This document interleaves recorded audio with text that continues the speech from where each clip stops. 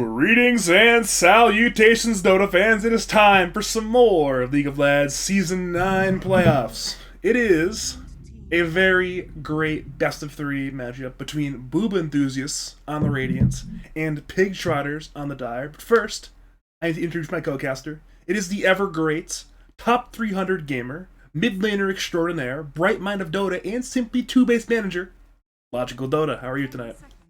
Thank you. I'm doing good. The list just gets longer and longer every time you find a new adjectives as well. Give It's fine. it give it another year and I'll have like you know the old like monarchy titles, like 18 to 20 words. That's what's gonna be like casting fee. Looking But forward to. looking over at the lobby, by the way, this is intentional. There being no tickets and they're missing a player in the Radiant. This is intentional. We're not doing a new format in the league. Boob 4 versus enthusiasts have 5. a player that is running late right now. He had car troubles, so as a result, he will be slightly late. We've decided to do the draft first in a non-ticketed lobby, then remake in all pick. So this is intentional. This is not a new Dota custom game of 5v4. No, this is intentional. But on the Radiant side, we've got Booba enthusiasts. They are the preemptive favorites to win the tournament. They are, I believe, 19-1 regular season record. They were number one in Group C versus Big Trotters. They made top 4 in their group. Certainly a good team, but they don't necessarily have the same record that Booba enthusiasts had. But what they do have is their actual 5-man roster. On the flip side, Booba enthusiasts are missing Keita, KTA, Keita Bacon. They have the meteorologist standing in instead. Yeah, I saw them playing unranked games with this person, so I'm sure that the normal kind of stand-in troubles where you got to work out some quirks, people play differently, won't be that big of a deal for Booba enthusiasts. Yeah, I believe this meteorologist guy has something like 6 lads games over the last year and a half, just standing in for this core of players. Either standing in for Malefic or for Keita. I think he was in for Teddy once. He kind of runs in that sort of circle of the whole ex-Portland Burnsiders stack, but what's interesting in Pig Trotters is we talk about friend stacks. Pig Trotters truly are a friend stack. It's one of those things where MMR-wise, they're one of the lower teams in the league. But what they have is a power of friendship.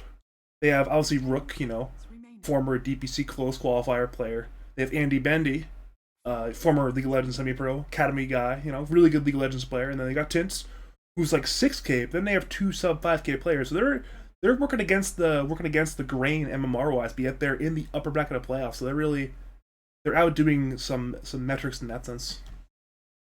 Yeah, their team's definitely on the extreme side. It's like, oh wait. Okay, yeah. Okay, yeah. This team, it's very, very extreme. You got Rook, and then you have Andy Bendy now, who's got a lot of MR and Tint, and these players are all like, maybe Andy Bendy is like high 5, but Tint is at least 6K, and Rook is like getting close to 8K at this point. But their other 2 players, Mortal, and I believe that's Sauce, right? That is Sauce, correct. Yeah, those players are significantly lower, which is, I think, kind of a team archetype that we haven't really seen that much. It's definitely a pretty interesting idea, though.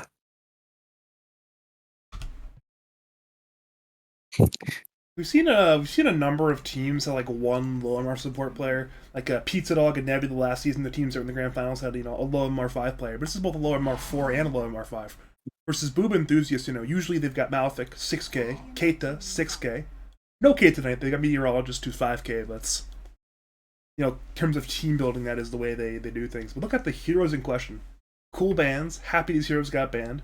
5 pick tied. 6-7 Marshaman. 8 Invoker. Give me your thoughts. Uh, these bands look relatively par for the course. I think there's a couple of heroes that are just kind of being ignored, like Omni Knight. For the most part, though, these are all meta picks. I mean, these are all strong heroes. Tiny Huskar, Wisp, DP, definitely strong enough to warrant a first phase ban. I like the Tidehunter Invoker. I've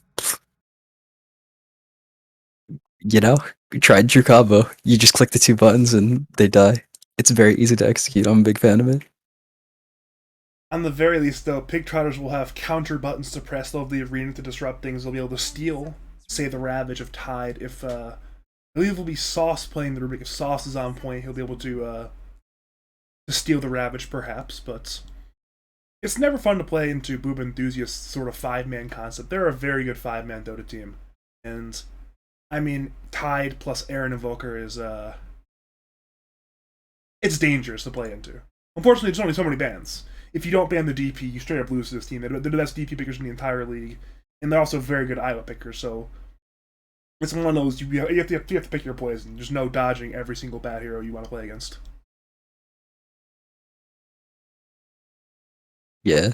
I think that Wisp and DP are definitely higher priority than like this Tide and Booker combo, for instance. Uh, it's pretty interesting though, because this like draft exactly is not really something that's from this patch. It's I mean we've seen some high priority invokers like Nigma and OG and like Entity Gaming in Europe. But for the most part, Invoker is not this high of priority of a hero nowadays. I think Dyer's draft, Pig Trotters have like a very 731 draft right now. Mars is like the best offlaner of the patch. Shaman is broken still.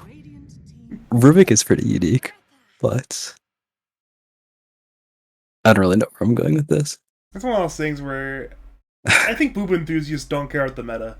They've been running this exact sort Yeah. of like team archetype for. This is the 4th season in a row now in LAN. They've basically run the exact same team comp.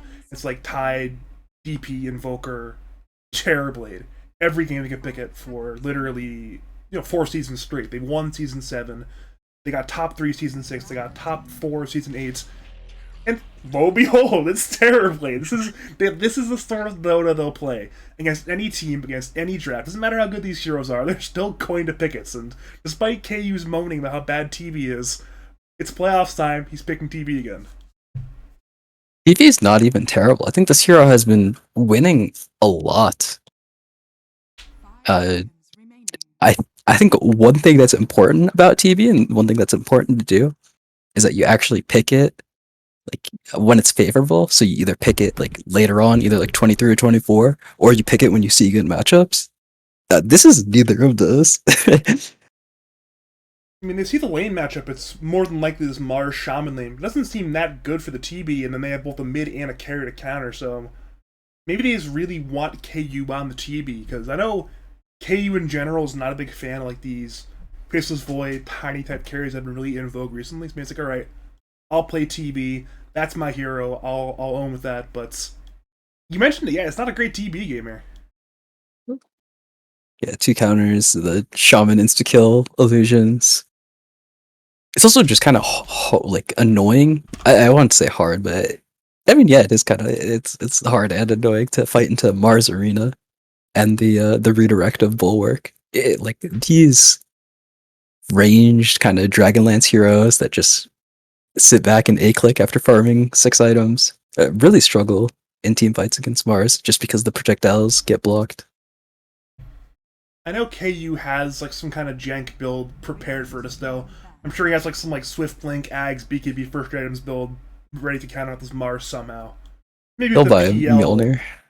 Actually, Mjolnir. Maybe it's the PL. Yeah, I mean, I'm sure KU's got something in store for every situation. I mean, this is a quite literally NA renowned Terrorblade player.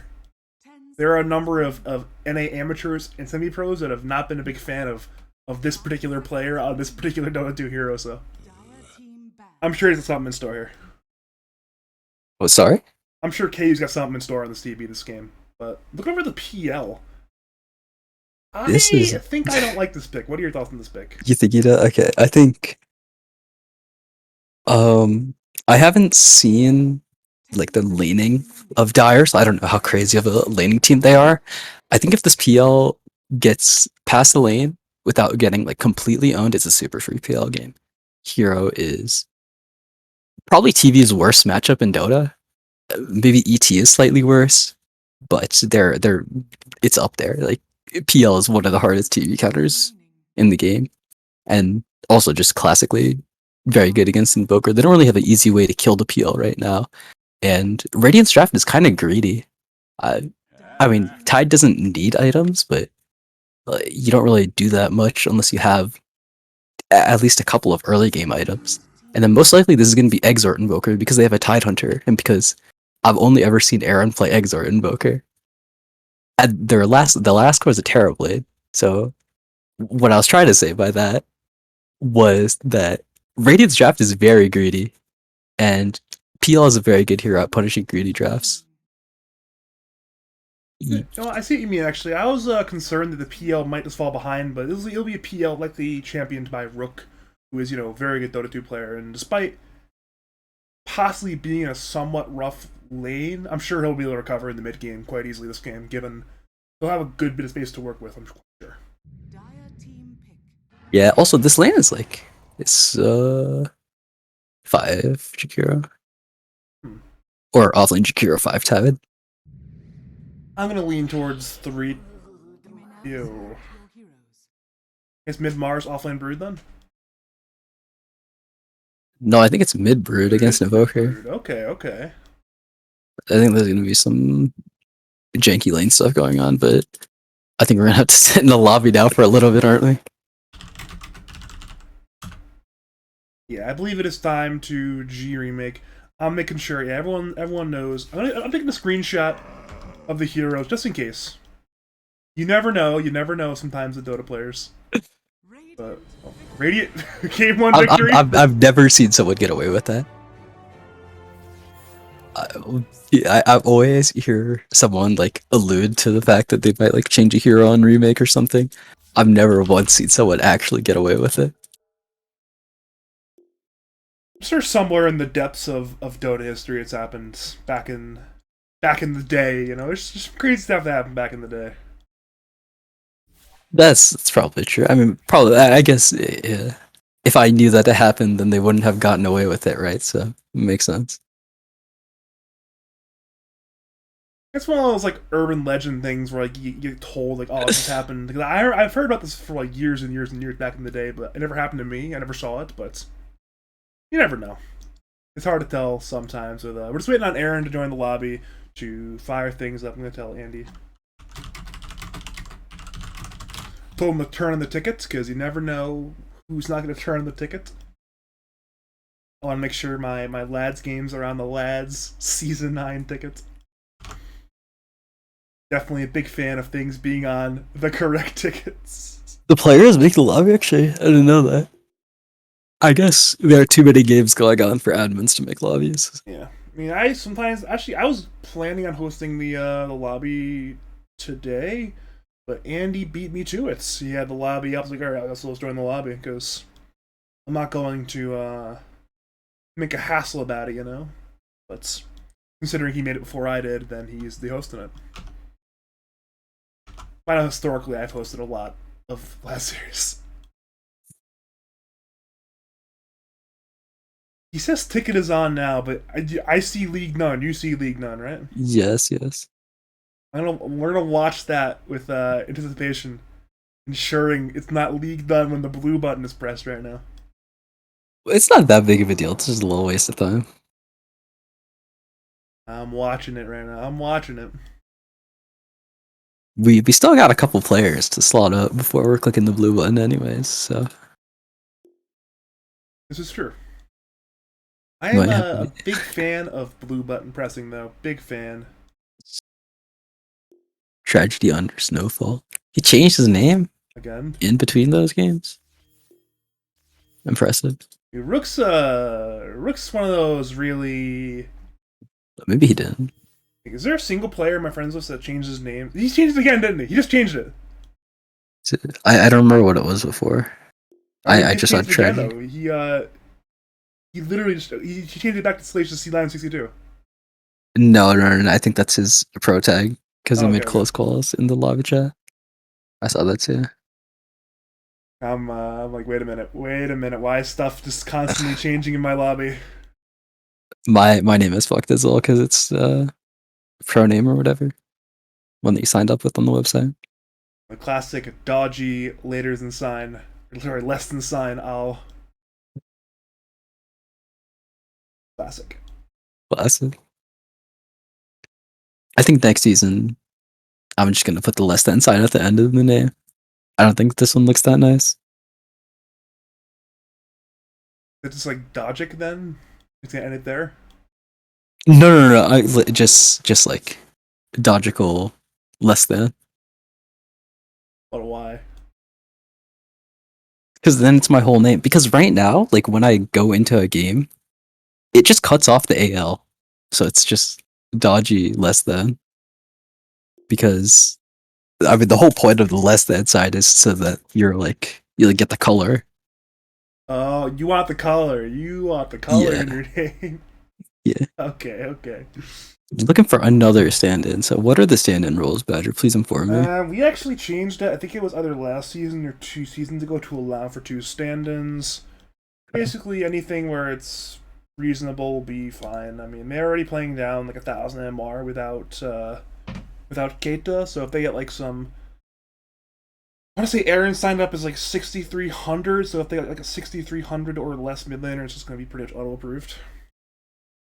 They might actually swap Kobe back to mid and then bring in an offlane player. Like I know they might have like 1117 on speed dial or perhaps Teddy on speed dial. Those are offlane players, which would mean it'd be Kobe back to mid, Teddy slash 1117 to offlane. It'd be interesting to see exactly what ends up happening with the stand-in situation, because this is, I'm not gonna say it's unprecedented, but it's certainly odd. It's one of those 11th hour where is my player type things, and it's certainly a curveball. You don't expect that when you we knew Aaron wouldn't be here, but we thought he'd be here by now. But I mean, he's got some real life stuff, which is unfortunately for. I told him to find a better player. But what was I saying? Obviously, just sometimes real life stuff comes ahead of amateur Dota leagues. In this case, that's where we're at right now. Yeah. Dark versus Near game is going on another stream. How's that game going, anyways? It's Nearest team's winning by 7k gold 8 minute 18. It's like I'm surprised it's this not close, but it's not like Radiant can still win, but it's not. But Dire is definitely winning. I might as well tune on Dota TV temporarily, see what happens. Oh yeah, it's not a DPC game, so Dota TV isn't like 80 hours behind. Yeah, it's only 2 minutes behind. Roshan, whoa, that is a crazy. It's 2 minutes behind the stream. Gee, the stream should be the exact amount behind as Dota TV, and the should be 2 minutes. Cool. Okay, perfect. If the stream is not 2 minutes, then something has gone wrong terribly. Interesting. But they're running a carry Abaddon. Yeah, that's a Kong specialty. Right, It's actually pretty good now. Sorry, what'd you say? Cut you off. Why does he have a Battle Fury? Why does he have a Battle Fury on the? Okay, because Joe Rick, very cool. Yeah, very Joe cool. Rick on the way. Oh no. He has a Battle Fury because the new shard, when you miscoil stuff, it auto attacks it, and then at 25 you have AOE miscoil, so you cleave on all the things that you miscoil. See, I play a lot of Abaddon, early, but I don't go for these talents and these builds. So these things, I don't think I bought the shard yet. I don't think I bought the new shard. The new shard's very good, but I don't think I bought it yet. You think it's good? I think the new shard is better. Okay, I think it's situation better than the old shard. I think the old shard in general is better. Wait. Actually, this is very interesting to me. If I buy a rapier and then I press Q on my teammate, do they heal extra? No, it'd be only for damage, I'm pretty sure. Okay. That's less cool then, but understandable. Usually if you want to do ridiculous heal, you just go for like block and Ags. That's the super heal build, I'm quite sure. Love me some Abaddon. That is my... That is... Oh, we're in. We are in. Are we in? Are we... Yeah, it doesn't work. Alright, so I've been booted from the game in Dota TV. And there's still no Jorik in the lobby. So I is saw him Jorik in get on Dota? Dota. Yes. I don't see Jorik in my friends list right now. Wait, do I not? I don't have Jorik out of there, mind. There That's you why. go. That makes Jorik's sense. not friends. I got like 8 friends in the lobby. Jorik not one of them apparently. What can you Alright, do? cool. We get the G. Get So the now G. it's pretty interesting. Kobe mid, Jorik offlane. Oh, yeah, seems to be the case. But guess what? We have as a problem. We have game clients Yeah. out of dates. So we're I think we reloading our have to Dota do that too, clients. don't we? We Yeah. do, yeah, we do. Everyone does. We are all in the same Dota version right now, so we're now if you are a fan of delays, tech delays, showing up late, real life problems, stand-in issues, second stand-in issues, and Dota clients, welcome. Fucking twitch.tv/Badger Pablo. Where you too can deal with excessive delays. Okay, is the lobby up yet? Lobby is not up yet, okay. Ay, ay, ay. It's okay. That happens.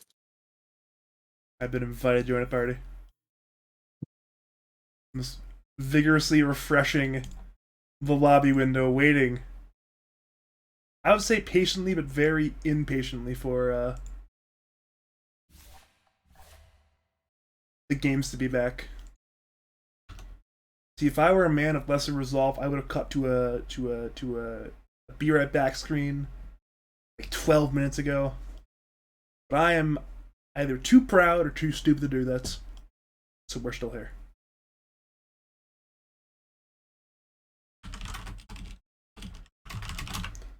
We got Twitch chat talking about Abaddon Dota. My thoughts: play at 5. It's a very good 5. Don't play at 3. Don't play at 1. Play at 5. Literally the highest testosterone 5 in Dota, bar none. I know Watson was playing a decent, like more than normal Abaddon carry. So I think on average you probably have like 0 games of Abaddon carry, but I think Watson has like almost 10 this patch. He seems to enjoy experimenting with it. He definitely owns in lane. On stream, I saw him lane with a Chen, and Curse of Avernus Penitence is no joke. That sounds more like a Shen thing than an Abaddon thing, though. Like Shen's got some really weird interactive penitence. Have you seen Penitence plus Death Ward yet? Of course. That one's wild. It had to happen in one of my games like a week ago, and it was amazing just seeing that for the first time in either my memory or ever. I'm not sure which one, but Penitence will Fountain is a good chuckle when it happens. it truly is. And normally the Chen's getting fountain camped as well, so it's like it happens more often than you'd think.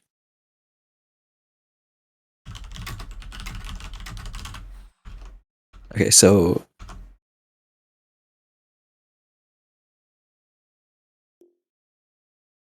We're just making sure the lobby is set to go. You know, we're I'm getting flamed by Twitch chat.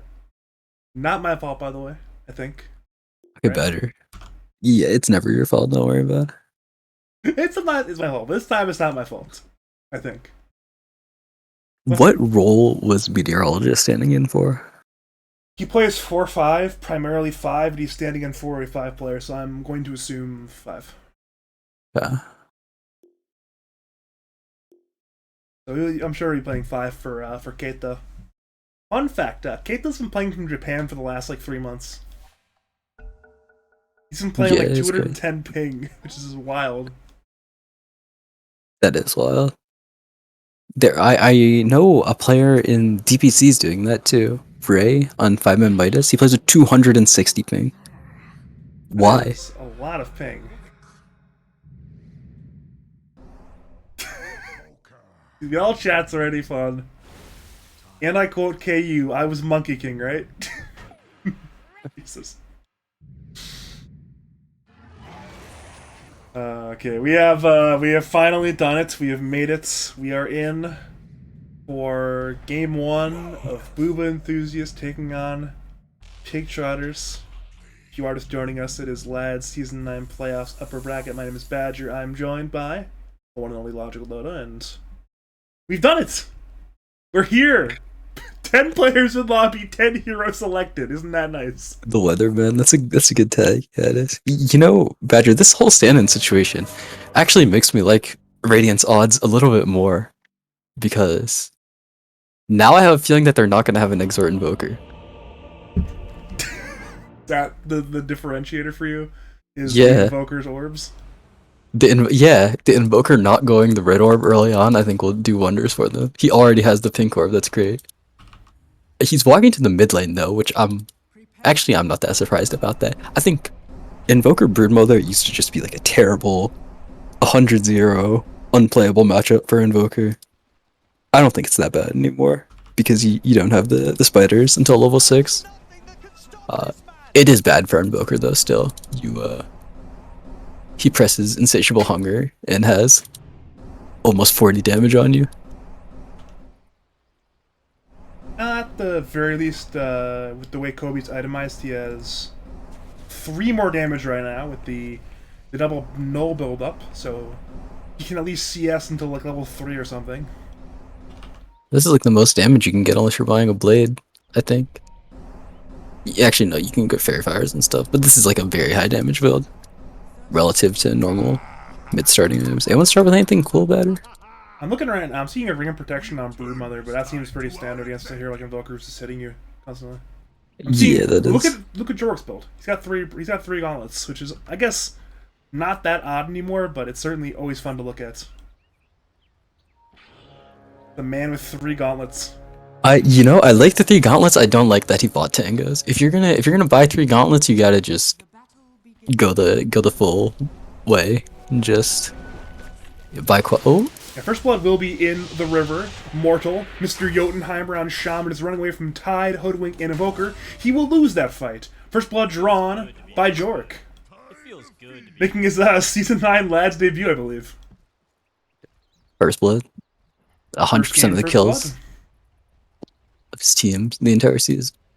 This is actually pretty unfortunate, I think, because the Shaman has to use his TP. I mean, now if he dies again, which I kind of don't assume will happen, then the lane gets super ruined. Even still, the Tidehunter with First Blood money makes this lane way more annoying. I think it was already pretty...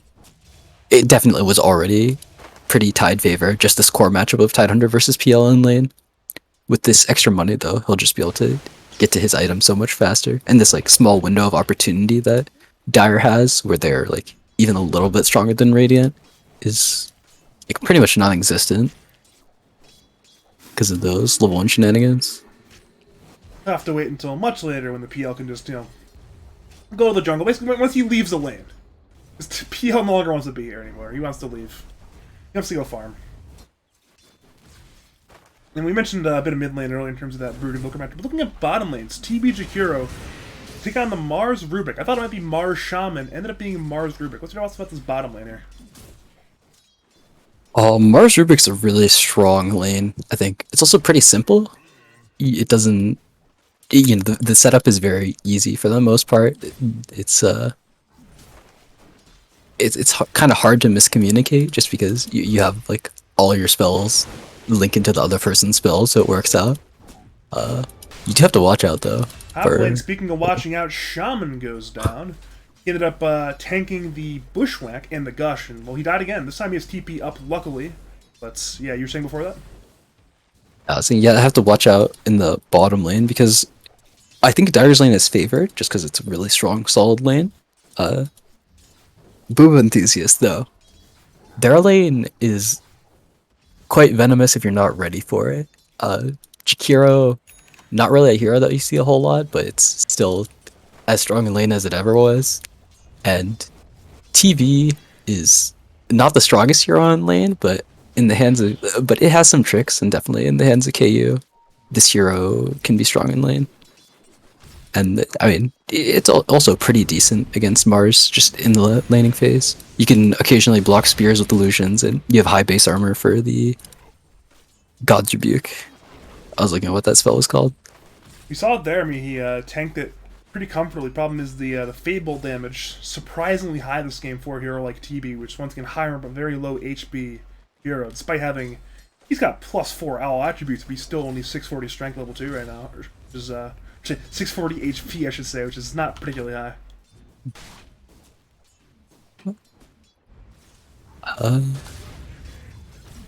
I have a select quote from Twitch chat, and I quote, "Logical sucks." Can you guess who that is from? Foreplay. You are correct, sir. God, I'm so good at this. Okay. Probably a pretty easy guess, but what could you do? Definitely. The only one person. If it was one of those things, if it was anyone else, I probably wouldn't have brought it up, you know? That's true. Like, wait a minute, this guy is playing my co-caster, it's not okay. It's like, wait, it's from Foreplay, it's okay. Over to bot lane though, Jakiro nearly dies, pops Fairy Fire and survives. Over to top lane, as happens, the Shaman running down the Hoodwink, so a lot of support's taking a lot of damage, but nobody dying in these side lanes quite yet. Kind of, other than Shaman who's died twice so far. I think one of the most important things in these side lanes is XP management, and how you know when to share XP between the support and the core hero, and when to just give it to the core hero. I don't think it's super changes the dynamic of any of these lanes, but I think maybe this is one of the reasons why Rook is struggling so much in the top lane right now. The Shaman took a lot of XP early on, and Shaman does need levels, but at the state that he's at right now, he doesn't really do that much for the lane. And so now Rook's in a kind of rough situation where like some of his XP got leached early on, which is okay because they tried to fight somewhat, but now he is both poor and underleveled. He'll eventually get his 6, but he'll get his 6 around the time where Tide gets a Ravage, which is not necessarily ideal if you're the PL who does not want to play into the Ravage. Sure, it's dodgeable with Doppel, but if you don't dodge it, then you're probably dead, so... Easier said than done sometimes to take a Bushwhack into Ravage type play. Looking over mid lane, though, you mentioned the importance of Brood having the Spiderlings in this Brood Invoker lane, and looking at Andy Bendy on the Brood, he has just hit 6. This is the point where if you're Kobe, you now just go into the jungle, you try to avoid the lane, or what do you do now in Invoker? It's probably not as big of a deal as it was before. With higher enough levels of Tornado, you can probably kind of, like, sort of stick around the mid lane, but you're not going to be able to straight up lane the same way you are for the first 5 levels. Bot lane, though, Spear into Fable damage, more than enough to bring down the Leatherman. They'll go for KU to lift into right clicks. The armor is coming in handy, and the spells remain on cooldown for a little bit too long. Fable is up, but the damage is still lacking. Regardless, fantastic trade for the side of Pig Trotters in the bottom lane. Yeah, I mean, this is Dire lane gets super dangerous as they get more levels. I'm honestly pretty impressed. I think Rubik is a tricky hero to lane with, and I think a lot of the time as Rubik, you need to like secure your own game, otherwise your hero is really useless. But at the same time, I think a lot of the times you need to make sure that your offlaner gets XP because you're also kind of weak early on, and big dive top lane during all that PL slowly run down there. It's a good rotation from Rubik, but Invoker will actually barely go down. They now move to Tide, who's very tanky, but is he tanky enough? Shaman has spells available in 4 for Ether Shock, now in Shackles. If they can find the Tide, he should be dead there. But he's duking in the trees. Bushwhack comes in on Mortal is still searching for Jork, and he just cannot find him. Ravage comes out, it's there on 2 thanks to that Soul Ring, and now it's already a 2-for-1 trade. They want a 3rd kill, being that Sauce Rubik. Sauce. Leaves 2 more things to kill him, but can they find him? Tied, Hoodwink, they're searching. 1 hit, 2 hit, that's the killer right there. 3 for 1 trade. Over to mid lane, meanwhile, it's Andy Bendy diving for Kobe. He wants to get broken kill, he will not find it, so it's chaos across the map. Mid tower goes down. Brawling in all 3 lanes. You love to see it. Yeah. Nice play by Andy Bendy there. Just used the fact that there was so much focus on the top lane to go take this mid-tier one. I was going to say that I would have liked to see Tidehunter come mid and just sit in front of the tower so that the Brood can't really do very much tower damage and kind of just has to focus on like farming a lot. But the timing that Andy Bendy took the mid tier 1 made it really awkward for the Tide to come mid. And so I don't know. Oh, unfortunately. Missed arena bottom lane from Tint. Pixels away on multiple different targets of TV and Jakiro, and what could you do sometimes? It's a play you gotta go for. But knowing what I know about Andy Bendy, he really values tower pressure. Like, he will like give his life sometimes to get a kill a T1 tower early on. Like, he's a big fan of that. I'm not sure if it's one of those things where it's like personal philosophy or it's something he took from playing League, but he's a big fan of like early, like pre-10-minute T1 tower pressure. And once again, game in, game out, give him an opportunity, he will get that T1 tower. I'm basically here in the game. Yeah. And it's really nice on Brood as well because KU got cliffed.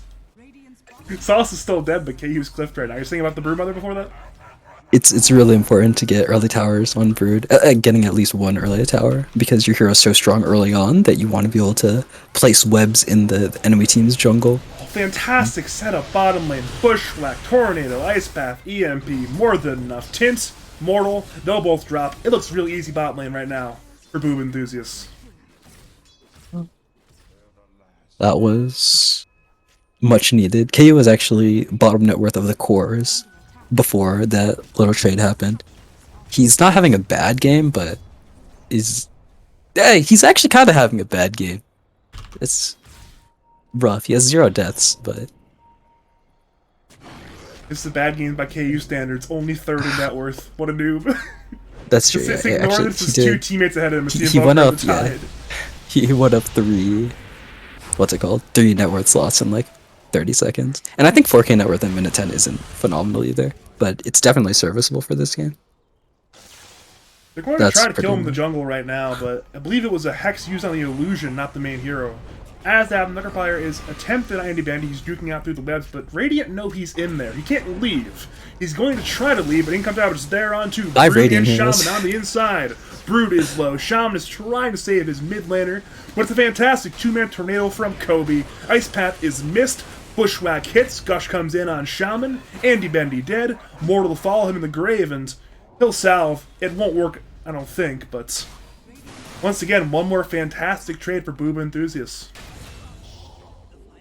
That's honestly, they spent 5 heroes and they took so long for to kill the Brood. I had to think if it was actually worth it or not, but it's probably good for Dire. Or sorry, it's probably good for Radiant. Yeah.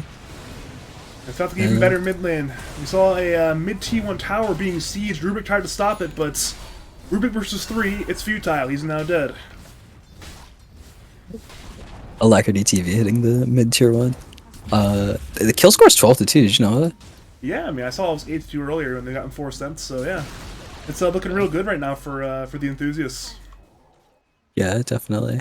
I think if you're Dire, it's important to think about what your win condition is at this point in the game when you're behind like this. Because if everyone just kind of chills and does their...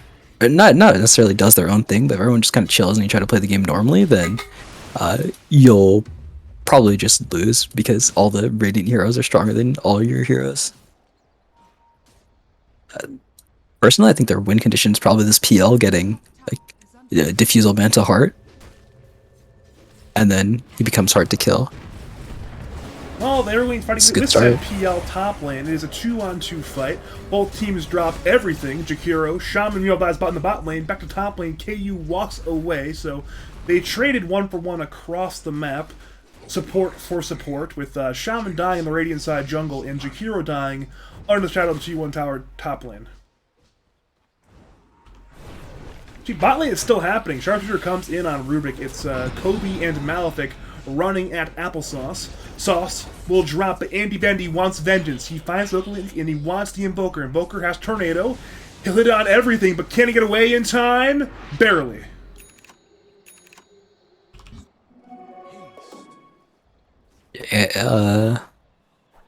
Andy, his timings are kind of off for Broodmother, I think. He definitely seems like a more chaotic player, so I feel like this makes sense, like the way that he's playing Brood. I'm not sure if this is the way you want to be playing Brood, though, because he's definitely running at like... Invoker with no TP. Tornado hits again, but can he get Invoker this time? The answer appears to be no. He's just stunned by Ice Path. Invoker has definitely blessed still, too. Bushwhack, Sharpshooter, Andy Bendy. Perhaps an overdive there. You mentioned chaotic, and that was a perfect segue into a chaotic minute 13 T2 tower dive in a 2v4. His Shaman 2 will join him in the grave. This is definitely good on some of his other heroes. Just like this playstyle on Spirit Heroes, Invoker. Actually, he plays Exort Invoker, so that's not true. That's not good. An Exort Invoker. But like the Spirit Heroes, for instance, if you have this kind of death, it's bad, but it's not that bad, you know? Like, your hero's still gonna function. Broodmother, if you fall too far behind, your hero does not function. And you really have to watch out for that. So, he's already struggling a little bit. He had like a 12-minute Orchid, which doesn't sound bad, but for Brood standards, that's pretty late. So I think all the running at the Radiant heroes that he's doing right now is kind of costing him a lot. I don't think he can just farm, because he's behind so much, so that if he farms, then Radiant's just going to farm as well and win. I think he needs to find something to do on the map, though. And take safer farm on the map, that's what I wanted to say. And try to die less. Problem is that amount of safe map is getting smaller by the minutes. The mid T1 is dead, and the top T1 is going to join its brother in the grave quite soon. As that happens, Dire, I believe, was a 3-man smoke the Mars, the Rubik, and the Shaman. Might have Mars outside of smoke. Regardless, Radiant have dodged the smoke. Malthic is mid lane, but that is only a Hoodwink, and Shaman popped on Vision, so it's not much you can do in that case. And that T1 tower top lane is just dead now. That's true. Radiant's doing a nice job of taking over the map, but I do like the area that Andy Vendy's playing right now.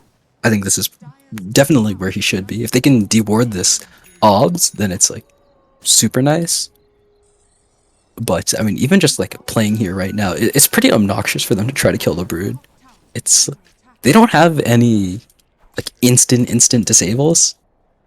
You can try to Tornado Brood, and maybe if you like cold snap the Brood first, then you can land it. This hero moves really quickly though, so it's kind of hard to hit with Tornado unless they're standing still. So if you're like on your toes, is that a saying? Okay. Yeah, I think it is. Speaking of being on the toes, he's diving Malefic again. This is really this good. time successful. Hoodwink This is how you play dead, Brood. and his 2 TPs forced out. Tide and Jakira were there, but Broodmother, you mentioned the move speed, she's just gone. Oh. Now it's KU in the middle of an arena. It's a 1-man arena, but TB is absolutely fine. Kobe is the defense, has a 2-man Tornado into EMP. So Dire are forced to back off, so across the map it is 1 Hoodwink lost for nothing. Andy Bendy has arrived mid lane. He's having some collision issues on the trees. Now he tanks Ice Path and Macropyre, Kobe, KU, Weatherman, they're all running at the Broodmother. You see Macropyre is stolen, Orca comes in Invoker. In comes the green Macropyre. The wards are dropped, but still nobody's dead yet. Mortal will be the first death of the fight. Shaman dies to the Meta Terror Blade. Now it's Dire. They're still kind of poking their heads around here, but it seems like it's time to leave. That was pretty chaotic in the mid lane, but I do want to say that kill that he got on the Hoodwink bottom is like perfect. That's exactly the kind of thing you want to be doing. It's so efficient for him. He just farmed out their jungle, and the Hoodwink showed bottom, tried to de-push the wave. The wave that he was pushing out, right? And he was creating that pressure, he was forcing the wave into Radiant. It looks like he's gonna die. This time he will get punished for playing this area of the map. The Tornado, the Gush, the Orchid. Not the Orchid, but the Sharpshooter. More than enough. He's not putting an Orchid, I believe, in the Tide there to stay alive, but it did not matter. Was not enough to keep him alive in that case. Now the last T1 tower for Pig Trotters. It will crumble. All 3 now dead. RIP, the Tier 1 tower. That's pretty unfortunate, because now Dire's going to struggle to find their footing and find a place to play on the map. I think their best play right now is probably they they need to pick one area, and I think the Radiant jungle is better. I mean, I definitely am kind of like I've cheated because I'm using observer vision, so I can tell them like I think it's good to go into the Radiant jungle, but I do think that if they can like smoke into Radiant's main jungle and retake over this area, like deward these wards, then this can actually be a way that Dire finds an advantage in this map state. Yeah. It seems like they've got some idea of that sort of thought. I mean, you're seeing Booba move there again as the remainder of the team potentially is grouping to smoke mid lane. Shaman has a smoke in inventory. And they could potentially be 3-man smoking to the Brood bottom, or perhaps instead, it could be. They're definitely smoking. We're seeing a ping to smoke. There's definitely a smoke ping. There's a 3-man smoke. They're going top lane instead, though. They're rendezvousing with Rook, who we have not looked at in a while in the PL. He has the Yasha and Diffusal, going for the heart as his next item. The 3-man unit runs top lane. They scan Radiant Tricamp. They'll hit.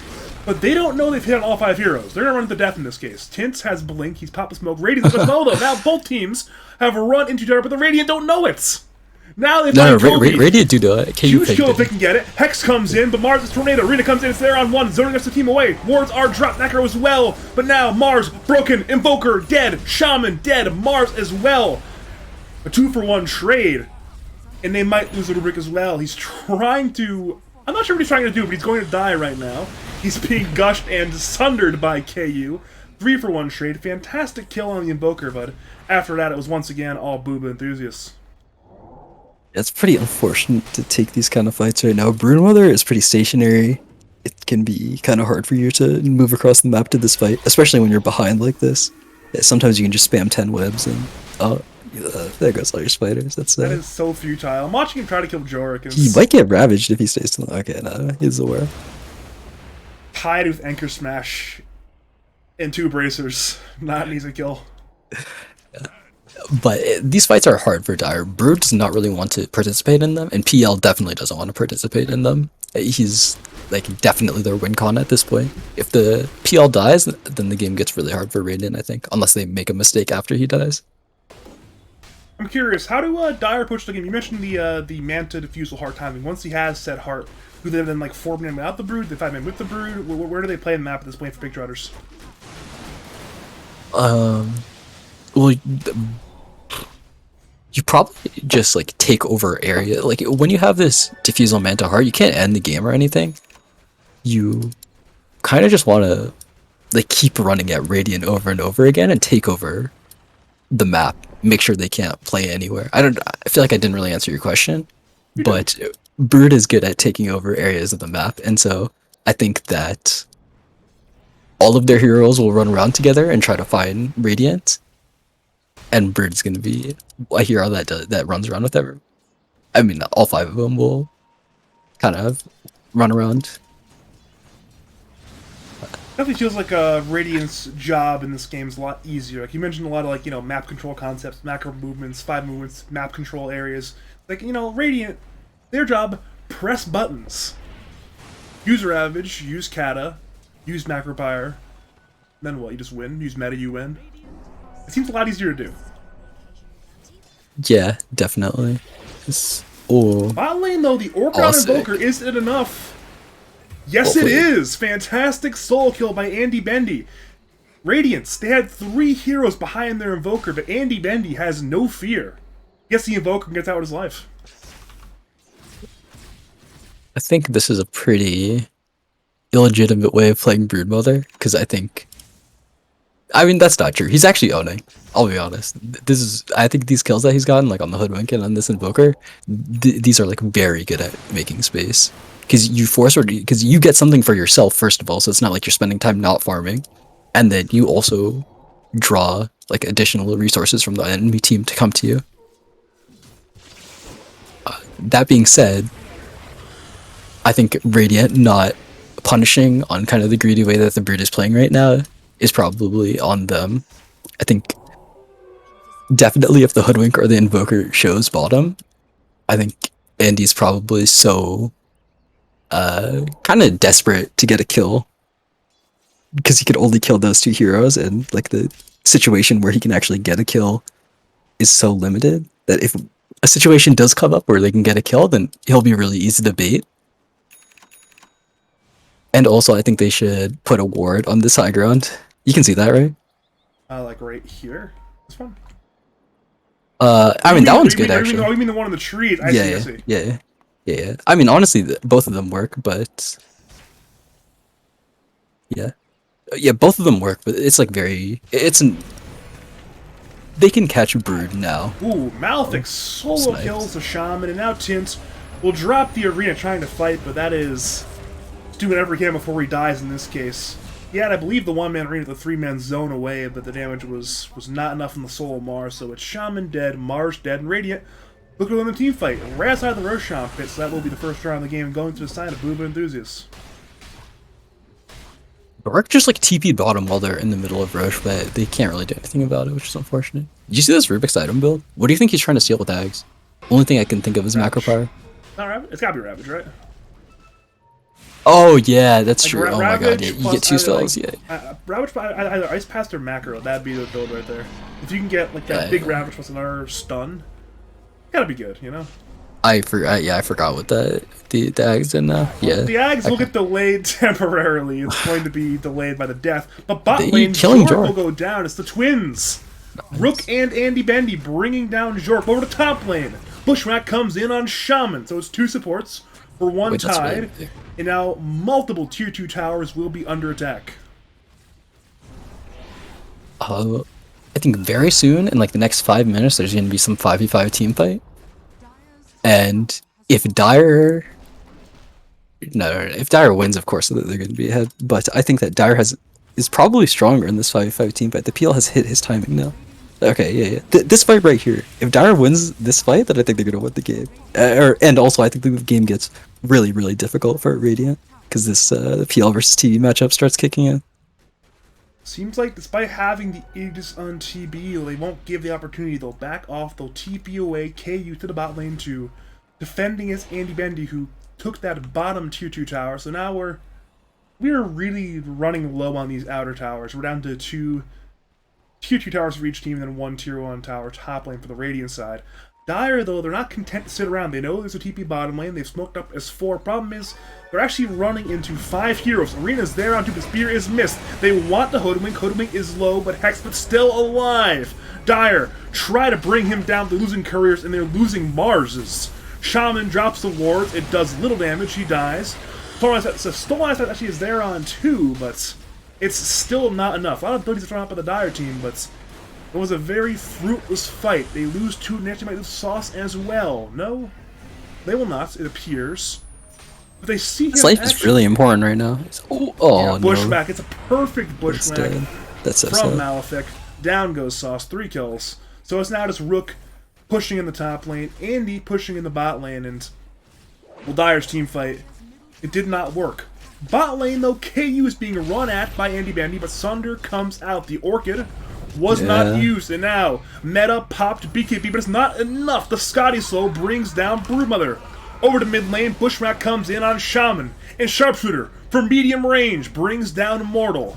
Rook and Tint want vengeance. Ravage comes in, it's there on 2, but in comes TB, who TP to the outpost, and now they want PL, they want the Mars. The Scotty is up, the Mars is very slowed, and the PL is Bushwhack stunned. Manta popped, Radiant, run forward, Tornado will split the wickets, and Dire will back off. But once again, this is one more disastrous team fight for the side of Pig Trotters. It's definitely looking bad for them. I think they kind of gave Radiant this opportunity. They can still, like, the game's not over for them, though.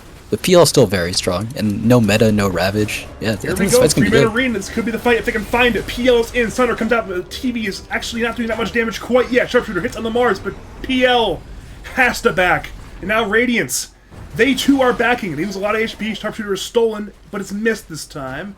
Dire, they will continue to poke. PL has the Lances, bringing down the TB to 1/3 HP, but he still has 1 more life. But, notably, Dire have defended the barracks. They remain alive. Oh, that wasn't really good fight for Dire that I was expecting. But the longer this game goes on, the better odds they have. TV's going to continue to farm really well. The Tidehunter's going to scale as well. This PL, though, they're still going to have issues with. I think Jork bought this Deso for fun, mostly. I don't think it's that good of an item here. He's got that, However, that minus armor power, you know? Got the Gush minus armor, the Tesslator minus armor. that's a lot. A lot of minus armor. Minus 12, yeah. Lost a Reaver on the courier, though. What can you do? What can you do? I guess my courier better, but that's one of those hindsight things, you know? It's not like we were like, oh, Jork, he's gonna lose his courier now. We just said, ha, he's lost it. He'll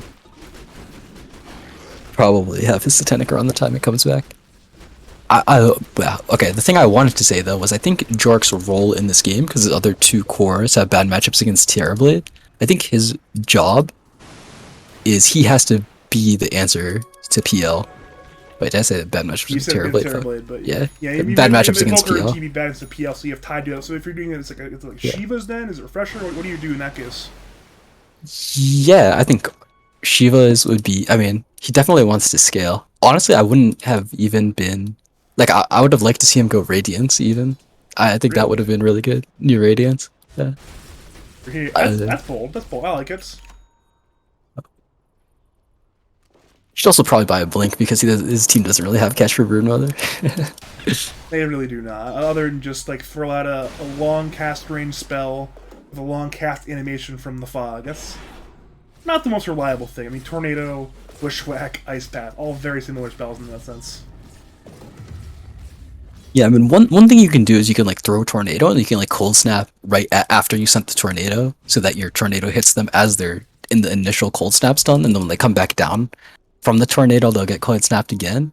That's, like, one decent way to catch a Brood, but it doesn't really work anymore because Andy's had his BKB for a while. It's better earlier on, definitely. We're doing a lot of chilling in the mid lane right now. A bit of a standoff going on. Both teams are somewhat set up there as the TP pushes in the top lane and the Brood pushes in the bottom lane. But for now, both teams seem to be relatively content with the game state. Tint is gushed, but he's got BKB Blink. He'll be fine. We're just we're pushing in the lanes. It's methodical Dota from both teams. Aegis has expired. Both teams are aware of that, and both teams know next Roshan cannot be alive yet. So it's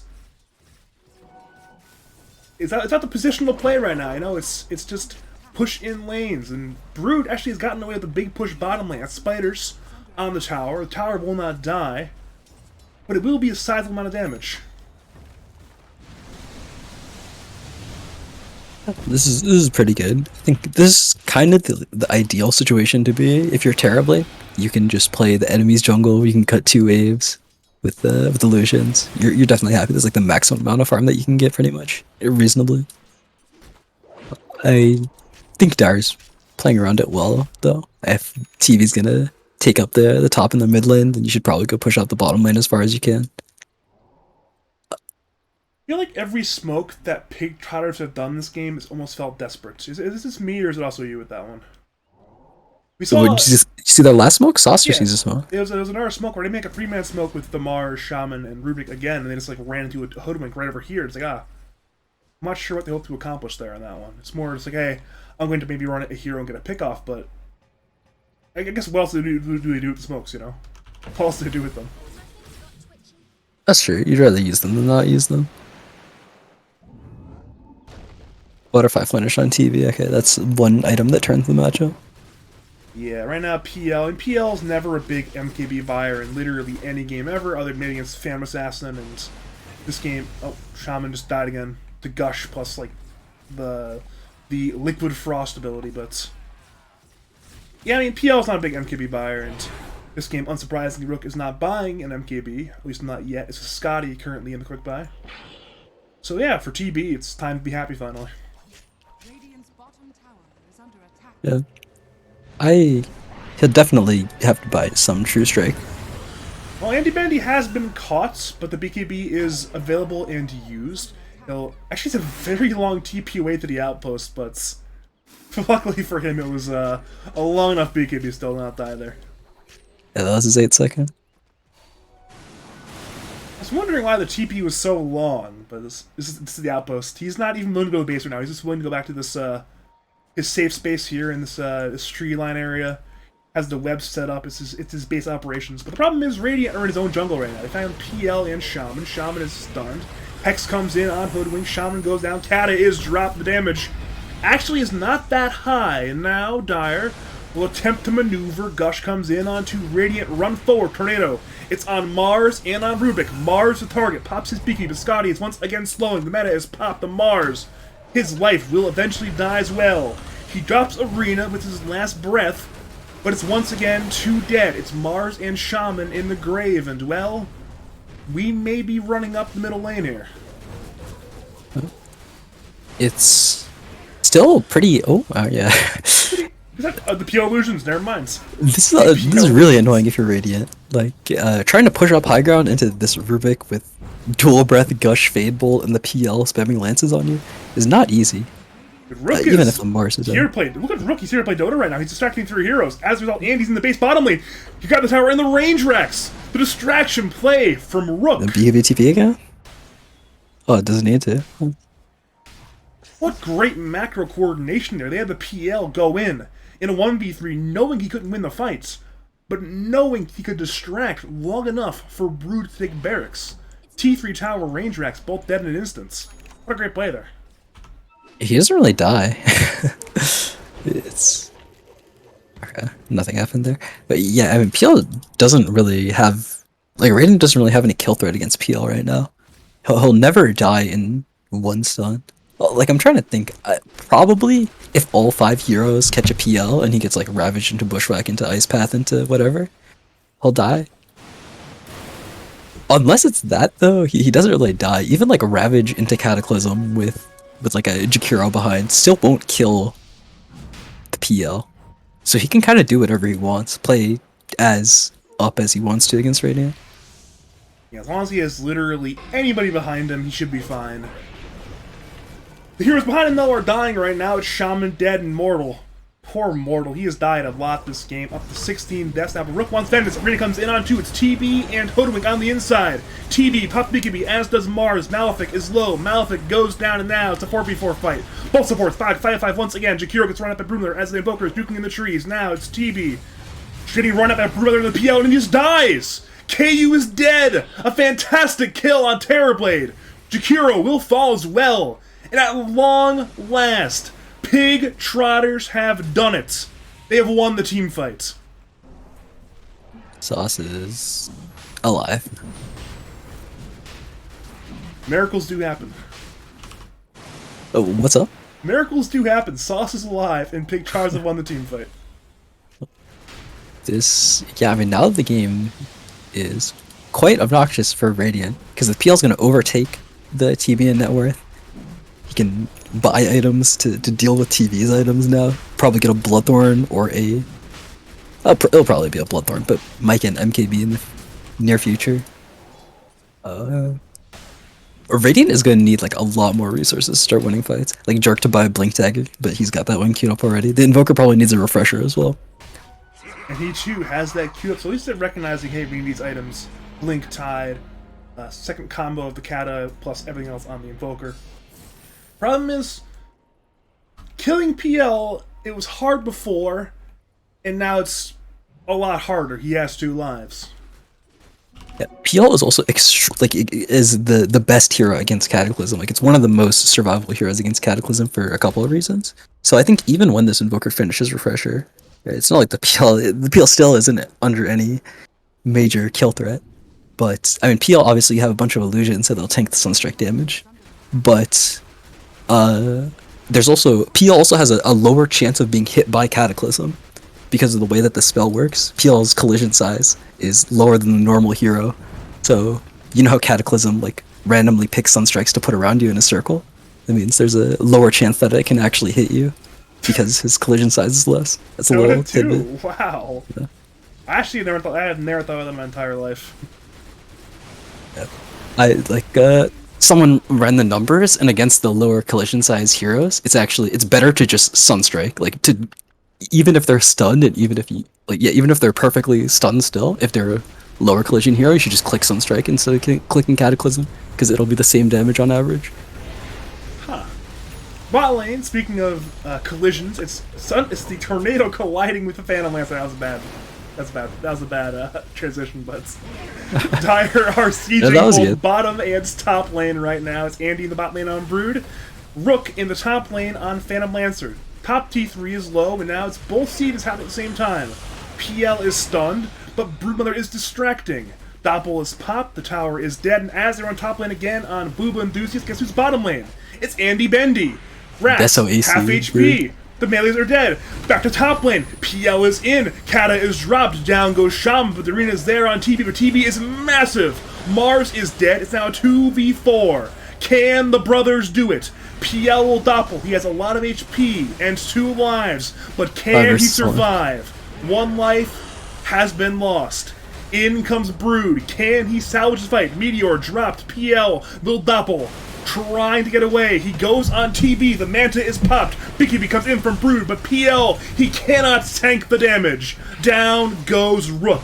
And now Andy Bendy will juke in the trees. He has the webs. The Radiant have the will to chase. It will be a full 5-man wipe for Booba Enthusiast. It costs them their bottom barracks. It costs them actually no buybacks, but it still costs them that barracks bottom lane. Yeah, that's like very good for Radiant, that whole transaction. I think they were supposed to lose a lot more.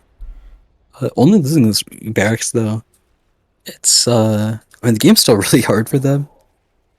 They have a window right now, though, where Brood is dead for 70, PL is dead for 60. Almost certainly one of these heroes are going to have to buy back. I don't know. You need a really obnoxious spell on Rubik right now to stop the TV from killing all your buildings. You can get Brood bought out also, so he just Brood, bought out. He literally just bought out like right now. Yeah, Brood doesn't have buy. That's a very early glyph as well. There was no wave yet to kill. That's a very premature glyph. Serpent wards are dropped, but right now KU is killing them. T3 tower mid is dead. They're hitting the melee. Spear's there on KU, but the damage, it's not alive. Actually, just walk out. He just walks away slowly. They can't kill him with those 3 heroes. So melee's mid are dead. The range racks are still alive. Hex comes in on TV, who's half HP, but once again, the lack of damage, the damage is just still dead. Yeah, I guess they don't have Ravage, so they can't really, like, dive these Dire heroes. That's a lot better for Dire than I was expecting. I feel like I'm saying this a lot, but they took, like, 1.5 barracks. So they do have control of the map now, but Dire got to keep a majority of their base without using either of their core buybacks. It is going to be a little bit dangerous, though, having no Brood buyback for a little bit, if they can catch him. And they have caught him a number of times this game. That would be a veritable disaster for the side of Pig Trotters, but who enthusiasts don't know that. Oh, they are looking for Jimmy right now. And they have eventually... Never mind, they haven't found him. The Doppel, the no Shadow gem, right? Oh! They see him... No, they can't... Actually, they got him this time. Ravage comes in, Cataclysm dropped as well. It's refreshed and used again. He now doesn't PL know. is 1/3 HP, and he'll try to get away, but it's into another Tornado, another Meteor, and another death on Phantom Lancer. He's still juking. He's still trying. But it's just so hard in the 1v5. And his life eventually will go down. He has buyback, and he will certainly have to use it quite soon.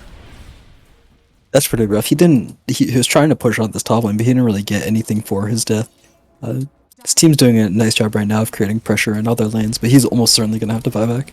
Like, I mean, I keep saying this, and then they keep not. Okay, there we go. Buyback is used. Problem is, the Rubik is lost. Speaking of buybacks, Rubik is back. Problem is, top racks are gone. Rita comes in, is there on KU, but KU is BKB up once again. He's half HP, going to try to has everything. PL gets sundered. Now the dieback PL is half HP. As that happens, Tier 4's Radiant base are under duress. Jorik arrives, here to defend, to remove Andy Bendy. But as that happens, Dire leave their base. Running heroes. Problem is, Dire catch nobody, but neither do Radiants. Andy Bendy TP's away. The entirety of Radiant TP away. Somehow, some way, nobody dies. That's really good for Radiant. They did have to use meta, but that's the most important hero in the game's buyback, and they didn't lose any of their buildings. They also got this top lane. I mean, they lost HP on a tier 4 tower for a buyback in racks. That is such a great trade. Yeah, well, maybe if they lost like the entire tier 4 tower, or like maybe or something, at least anything. Yeah, then it would have been okay. But now this situation is like really bad for Dire. It's not quite untenable, but this team fight from Radiant is just so overwhelming. I mean, the Ravages, the Invoker spells, and now it's once again heroes caught. Shaman and Mars, same story once again. Tint will attempt to run away. He'll BKB for the upteenth time this game and not die, but it's just one more kill to the collection of Booba enthusiasts. And if you looked only at the kill score all game, you'd say, oh, it's a slaughter. It's 42-13. But it actually has not been a slaughter. It's been a very close game as a whole. Yeah. One thing that fight did show me is that even though it's like quite bad for a Dire, I do like this win condition they have where they just like delay in their base and then the Brood goes in, tries to kill all their buildings. Because he did buy Deso AC. They also have a leveler, I think. No, they didn't. That was Radiant. Oh no, they have a leveler now. It's on, where is it? Who is it on? It's in the shop. Okay. It has not been claimed yet. Yeah, Tint just got it. Yeah, and okay, Andy. It is in the courier. He knows. Yes. Yeah. So this is how they're gonna try to win this game, which is honestly like a pretty decent way of playing. I hope Jork buys an Abyssal Blade though. I think that's like easily his best item dealing with this. Really? Yeah, they need something to deal with. BKB? Yeah, exactly. It just delays the Brood if he tries to BKB and just like hit the throne. So, oh nice! Oh my God, he bought it. He's so smart. Basher on Jorik, making the right decision. I mean, this man is, Jorik. His season 9 lads debut, longtime lads veteran. First game this season, he is popping off right now. Bot lane Invoker is silenced without the BKB, but the PL and Brood are in the Radiant base. In comes Bushwhack. It is Doppelganger dodge. Sharpshooter. Off the mark. And now it's a 3-man smoke. It's instantly popped on Rubik. And now Ravage comes in. It's there on, I believe, 3 heroes. And now Kata dropped. Mortal, dead, Tint to join him in the grave. Both of them do have buyback. Now Radiant, they find Andy Bendy. He'll BKB, as does Invoker once again at the refresher. Now Andy Bendy will attempt to get away, but guess who has a basher? It's Joe Rick. The BKB is over. Half HP, quarter HP, 0 HP, 3 dead. And 2 of them, the Mars and the Brood, are almost destined to buyback here. Yeah, definitely. Radiant's just playing these fights really well. And I mean, I can't say Dire's played these fights badly. These fights are impossible to take. Because, yeah. There's too many spells. There's just too many spells. Like, you look at Radiant, they just like kind of throw their spells out, and assuming they hit something, they're going to win the fight most of the time. This Rubik does have some nice spells for annoying base, for being an annoying base defender right now. So I don't know how much Radiant will be able to actually take. I don't know how much building damage they're actually going to be able to do. Mars buys back already, though. That's pretty surprising. I guess they've taken one more core buyback, if nothing else. Brood is dead for 45, and well, they need to defend in less than that. Andy Bendy instantly, I was like, oh wait, they're here. They have a TB with alacrity. I better defend my base. Problem is, that's kind of what they wanted. They got that last outer tower, and they got the last 2 core buybacks, so it's just slowly, they're winning this attritional battle. They're gaining that control. And look, what's alive again? It's our good friend Roshan. For the 3rd time this game, and it's, you mentioned it, Pressure Shard, Cheese, Aegis. All probably going to the pockets of KU. I hope Jork buys the shard as well. Because then, honestly, if he has the shard, then he can just like, then the chance for Dire to like base race Radiant is just not there at all. He uses it instantly, which is hilarious. That was purposeful, right? I mean, so that was? I think it was. Yeah, that was actually. not. Yeah, I don't think so. That was his phase boot slot. Oh no, Jorik. What was Ravage cooldown before that? I think it was up. Jorik! Oh. I was praising Jorik too, and this is what he does to me. What can you do? Well, I mean, when you play well the entire game, even if you do shit like this, it actually like doesn't affect the game. So yeah, you know, he ate the refresher shard, but honestly, he still played well this game. At 12, 1, and 20. He was, I think, number 1 net worth minute 20 on Tide somehow. So that's, very impressive, very cool. And we are at the point where this game, it's becoming scarier and scarier. I mean, look at this net worth lead. It's been relatively in control all game, but the graph, it spiked. It has spiked heavily recently. Speaking of things that are happening, what am I saying about? Tink has gone on a BKB and get away in time, though. He got stunned with the pushback of Malefic, but BKB TP too powerful in this case. What item did Andy get rid of? Was it just Soul Ring? No, he upgraded the Orchid to Bloodthorn, but that's probably not it. Yeah. I meant, like, what did he switch out for the Blink? Did he have a Soul Ring? He definitely had a Soul Ring for a lot of the game. That would be the answer. Okay. I don't think he ever had a wand, so. We're seeing, speaking of the Brood, he's just being annoying right now. He's cutting a bit of the mid wave, he's pushing in the top wave, and now it's actually an isolated TB in the Dire Tri-Camp. I think Dire are aware of this, actually. I think they know he's alone. But can they kill this man twice? He'll Sunder immediately. The PL at now 2/3 HP. Tornado is dodged by Doppel and Dire. They wanted to go in. Tint still wants to go in, but they just cannot find the right target. As that happens, it's Andy Bendy and Jorik in the duel. Ravage, Cataclysm that brings down Andy Bendy. That's a dieback on Broodmother. He's dead for 2 whole minutes. In a game that was already wide open, has been pried open that much wider. Yeah, Dire doesn't even have that win condition that I was talking about, but maybe they can rat Throne if Rating gets really careless. But now Dire is just forced to take this fight, which we've been talking about. Is just an impossible fight to take. And they're missing 26,000 net worth, so it's like they're down by 50k instead. It's bad. They want TB, but TB is completely fine. Has 2 lives, has a Sunder. He'll BKB, he'll meta, he wants Tint. As Mortal dies to Jorik. Now, both teams refresh. The arena once again is there on TV, but he has another Sunder with his Refresher Orb. And now, it's TB. Absolutely fine. Has the Aegis, has Satanic in 3, and he's just fully healing. He is completely alive, and well, he's the Sunder talent, 25. the Dire base is in some severe danger there. He'll lose 1 life, but wait, this is kind of big. This guy is like in trouble.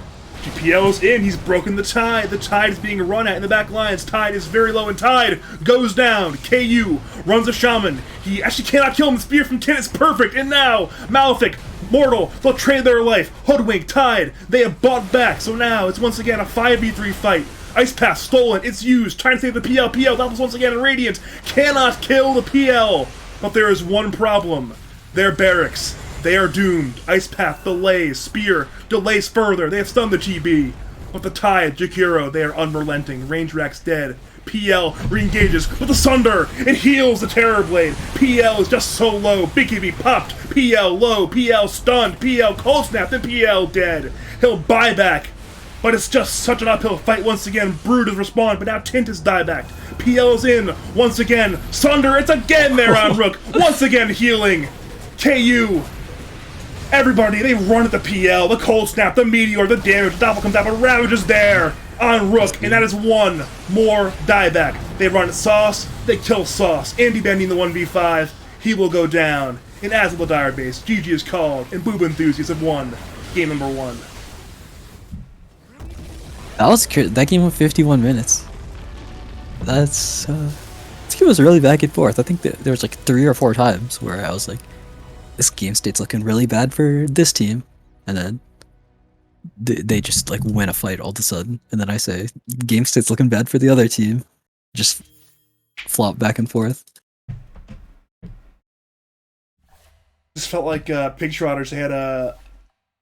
I mean, it's like they had to outplay Booba enthusiasts to win that game. And there was that window where they were outplaying them. They actually were taking this major lead in game state, but eventually one slip up, one team fight lost, and the pendulum swings back, and Booba enthusiasts do not give up those leads again. At around like the 25-minute mark, they're definitely really strong. But yeah, I mean, even though the PL is like by far the strongest hero on the map, Radiant still just has more tools of taking fights. So the fights aren't even easy to win. So you have to fight into Ravage, and you have to fight into like Radiant has so much spells. I hope. The problem is, I don't Aaron's know. back. Aaron is. That does not make things any easier for Pig Trotters. They have brought back their mid laner. Jork played pretty well. He's listening to the stream as well. He bought Basher when I told him to. I don't know. That guy played pretty well. This is true. I mean, Jork had a good game one, but Aaron, this is a very renowned player for a reason. He's a very good Dota 2 gamer. If I were Booba enthusiast, I'd be very happy to see him back.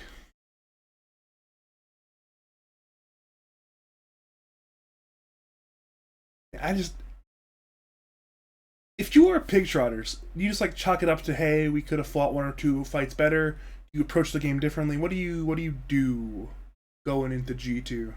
I think they pick a more honest draft because like they were incapable of playing the game normally with their last draft. They had Broodmother and then they had PL, and Broodmother is going to be Broodmother, and then PL. You're just trying to like win the game off him, so he's just farming forever. Fights are impossible for like 25 minutes. I think going into game 2, they're probably going to pick some spells of their own because they only really had Arena last game.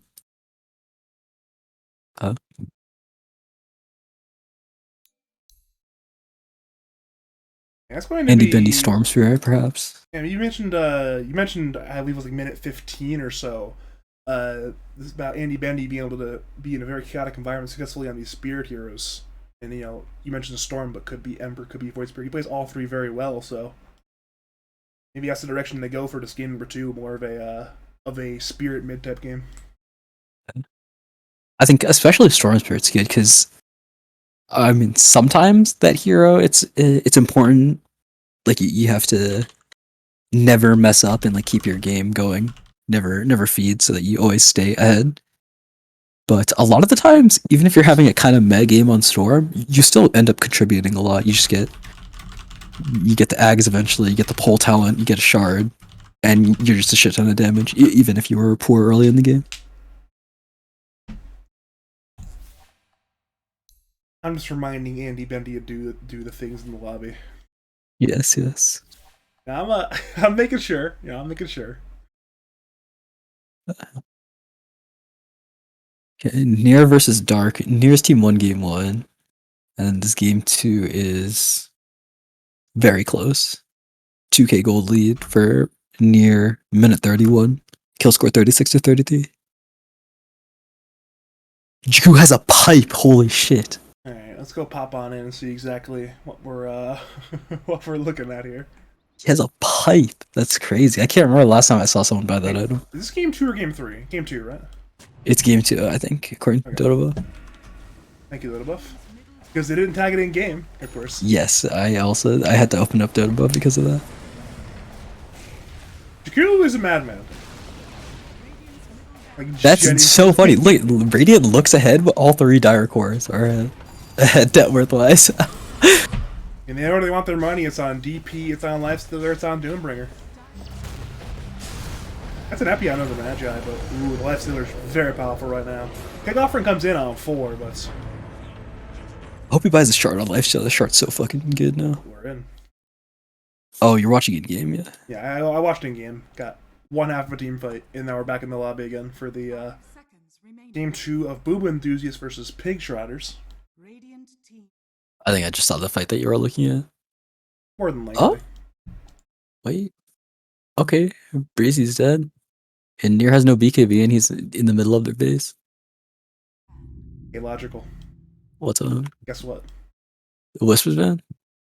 No, more important. 4 plays back in your channel? Even more important than that. I'm grabbing some water. I'll be right back.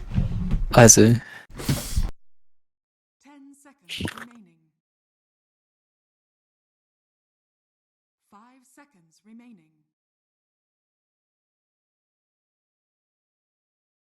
Radiant team ban. Dire team ban. Tiny wristbands. Pig Trotters at first because they leave DP in the pool. Booba enthusiasts have to choose between letting them get DP or letting them get. 10 seconds remaining. I can't fucking remember the draft. 5 seconds remaining. What hero did they leave it?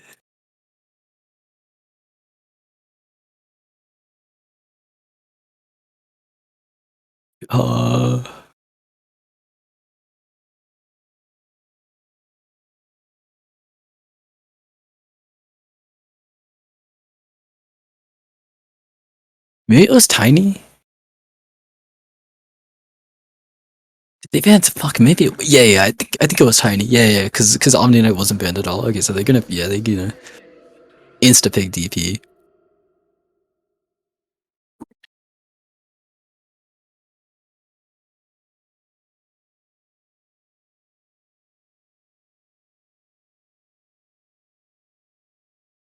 10 seconds remaining. Dar's banner is so bad. Like they should get penalized for that.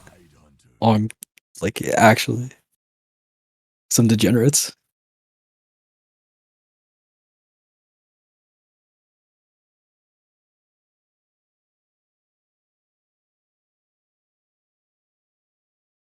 10 seconds remaining. 5 seconds remaining. Radiant team pick. Wow. Okay, they just run back Titan Invoker. Interesting. Neither of these heroes are particularly good against D. I mean, I guess Tide's okay against D if you can Ravage and try to burst her.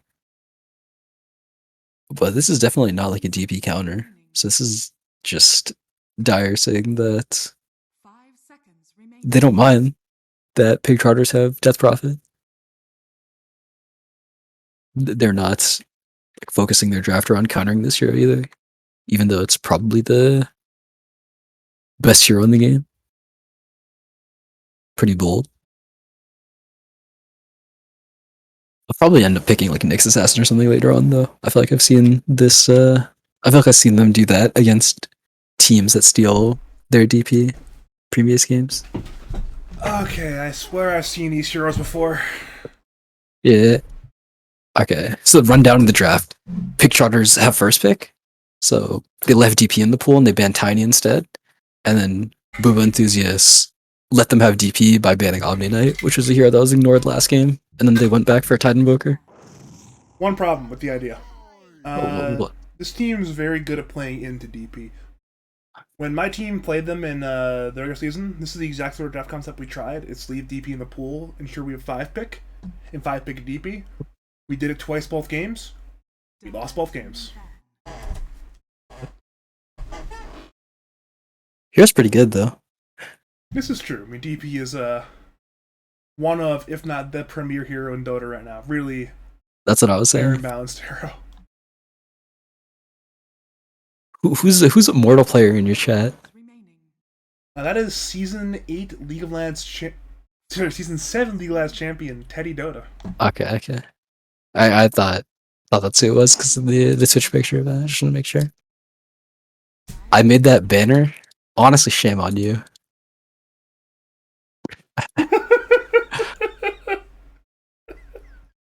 It's a perfect response, actually. I wholeheartedly agree your sentiment is logical. Shame on Teddy. I can't blame Teddy too much, though. He's a good guy. He helps the league stuff, so I can't blame him too hard. Like me some Teddy, but on a scale of 1 to 10, how degenerate is that banner? Like an 8.5? Like a 9? I don't know. I mean, I don't know. I don't know on the 1 to 10 scale. With like 1 is like the most, non-erotic vanilla thing possible, and 10 is the peak Sodom and Gomorrah degeneracy. Where would that fall between the 1 and the 10 there? I mean, it's definitely worse than 6. I agree, but how much worse is the I mean, that's probably not important. What we have on our hands is some bans. We have a lot of carries being banned out, which should be interesting. Because if nothing else, we're gonna get a very different Dota game. No TB, no Tiny, no Void, no TA. So a lot of like these really popular meta heroes right now in terms of carry role. Well, they're not here. So we are going to get, if nothing else, a new Dota game. I wouldn't be shocked if Booba enthusiasts go for like Shadow Demon plus some Ilu carry, but of course they would want like SD Terrorblade if they did that, but well, Terrorblade's banned for obvious reasons. Yeah, SD is really good against Death Prophet. Just being able to demonic purge that hero is really good. Even though people aren't always buying Gil Scepter nowadays, just the BKB piercing slow is really nice. I think if KU was like a Morphling player, SD Morphling would be on the table, but I don't think KU plays much Morphling. They they stick to literally the exact same draft though. Tide, Invoker, Hoodwink. Luckily we know there will be no TB, so it's at least one different hero, but I mean, if you're Booba enthusiast, you like your heroes and you stick with your heroes. 10 seconds remaining. Yeah. I 5 seconds remaining. wouldn't be surprised to see them run back the Jakiro as well. Radiant team pick. Interesting. We are getting a greetings from Puck the Fairy Dragon instead. I mean, Andy Bendy. It's his kind of hero, but what are your thoughts on the Puck here? Yeah, I like it. I think this is way better than Brood for his playstyle. If he feeds a little bit here or there, it's no big deal compared to time and based hero like Brood. And also it's like higher. It's not, I mean, yeah, it's kind of higher mechanical skill. Like if you just pop off, if you're just good at laning, have a nice lane, then game can go well for you. Like if your game is really good on Puck, you can just solo carry the game a lot of the time. I mean, this is one of those games too where they don't have the best tools for locking down a Puck in particular. They've got good lockdown, but not for Puck. If they can get like an opening stun on Puck, it's very easy to kill the Puck. But once again, Bushwhack, Tornado, Ravage, all very easily dodgeable. Cold Snap you can deal with. So they need something in there to kill a Puck. I think Ricky is an interesting option to do that, but I think if they go Ricky, that's a very bold carry pick for KU. Yeah, for sure. I'd say Tornado is even bad against Puck. Like you want to avoid the Puck getting hit by Tornado because he'll just he face shifts when he comes out of it and you can't do anything. Yeah, you like give him a free opportunity if you're jumping him. You know a hero? I think there's like a 5% chance Booba enthusiasts pick right now. Is Carry Punch. Becky's? Oh, okay. That's it. I think Techie's probably more like 10%. Those are pretty high. There's like 110 heroes. There's like 120 heroes. There's like 110 of them that they can pick right now. So 10% chance. One thing is though, I mean, you mentioned 110 heroes. There's like 7.8 billion heroes alive, right? But of the 7.8 billion heroes, I'm like the 12th most knowledgeable person in the world about this team. So, you know, it's I'm pretty cute in here. Got Snapfire. I don't believe in Snapfire as a position 5 hero. But everyone else does. So it's probably good. And I'm probably wrong. 10 seconds remaining. Sometimes you have to stand by your convictions against the world, but it seems like in this case the world may have won. Snapfire's once again here. Perhaps it could be a 4-snap 5 Hoodwink. I mean, it would be a good lane there. Tide, Snapfire, a lot of minus armor. I'm pretty sure meteorologists can play a dirty Hoodwink, so if nothing else, it could work. That won't be. I mean, the only problem is they're laning into Ogre, so that whole minus armor thing isn't really the most effective. 10 seconds. Like, as somebody with a very similar MR to the Ogre player in this game, just smack him. He's gonna run forward, trying to hit you because he's Ogre Magi. You turn minus armor and you kill him. Trust me, I've literally died doing that in lads. Like I am this Ogre player. I am quite sure in the situation. You just turn the Ogre Magi, and A lot of times, like it's one of those things with, like these leagues, right, where you have these like 7K players playing these 5K players and these 4K players. Is 10 seconds. sometimes you just you outread and you outmaneuver sometimes, and that might happen again. Like we saw Mortal dying a lot this game, and it might happen. Or sorry, last game. It might happen again this game with Ogre Magi. Yeah, it could. I don't think it's supposed to though. I don't know what's it called. Dota gets really wacky when you try to when you try to expect people to not do stuff, or when you like take stuff for granted like that. I think that it becomes really hard to like talk about and plan. So I try to avoid them. I like talking about it. Like, even though it's usually baseless, it's fun. It's a fun mental exercise. You know, it's if nothing else, it fills the draft time. You know, draft time's long. Between the first ban to the horn, it's about 15 minutes. You know, we have 15 minutes of fill to do sometimes. And also there's draft analysis, player analysis, reactions, jokes, but now you gotta throw in some some baseless Ogre Magi laning phase conjecture. You know, that's what you gotta do sometimes. Of course. Uh, I think Pig Trotters are going to pick a carry hero here. I think this is 3 DP, 4 Monkey, mid puck, 5 Ogre. I think you might be right, but we'll have an answer very soon. I mean, both teams are very, I do mean very low in reserve time. Yeah. I would not be surprised if their carry hero was something wacky as well. These guys' drafts have been all over the place.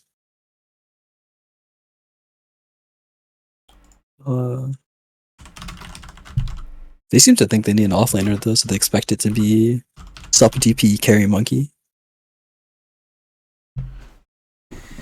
Or like carry puck, because I think they've run that before. I mean, it wouldn't be unheard of, but I think it's a very bold thing to do. I'm sure they're comfortable doing it, considering these players are a little bit eclectic with their hero picks, but it's certainly odd. They didn't ban any of the Tidehunter counters, really, so I feel like if you're a Pig Trotters, you can just pick a hero that lands well against Tide, as in the carry. Okay, this is not a hero that lands well against Tide, but it's a carry. I agree. It is. We can agree on that one. It's a carry, and on the bright That's side, good. it's good against Invoker. We mentioned the PL Invoker matchup to moderate length last game, and it applies again this game. This game, though, will be a different carry.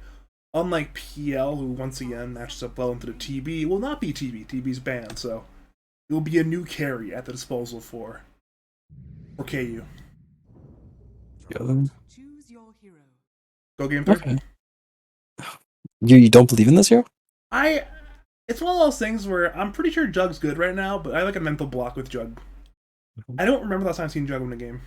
I think this hero has gotten a surprising amount of advancements. Like a lot of these simple heroes, people just like turn their brains off, and then at some point somewhere people try to like think about what they can do to like optimize the item builds, and the hero just gets really good. Like Spirit Breaker,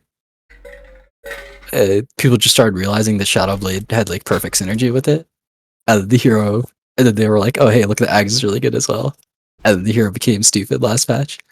Jug, I think this is happening as well. The Like 20 Sharp talent, Mjolnir, possibly? Sharp Mjolnir 20 talent? yeah. Also, I've seen a lot of people buy Soul Ring on Jug, so I KU is someone who keeps up with the trends, so I hope he buys Soul Ring. Does he? Yes, he Sorry, does. what'd you say? Does he keep with the trends? Yeah, I think so. He's like, yeah, I'm surprised, like a surprising amount. I feel like he's one of those players that kind of goes his own way sometimes. He's kind of more of a free spirit, but I guess following the trends is a good way to win, and KU likes winning, so 6-1 at dozen on the other. He at least is aware of the trends if he doesn't like always follow it themselves. Like I was telling him about Soul Ring on Slark, and he was like, he was like, yeah, I thought about buying it, but and then he had his own reason. But like Soul Ring on Slark is another one of those things where it's like,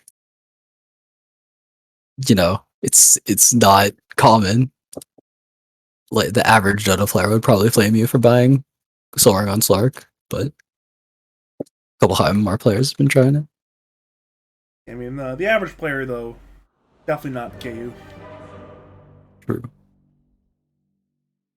What we do have in our hands, though, is Game 2 of Pig Trotters taking on Booba Enthusiasts.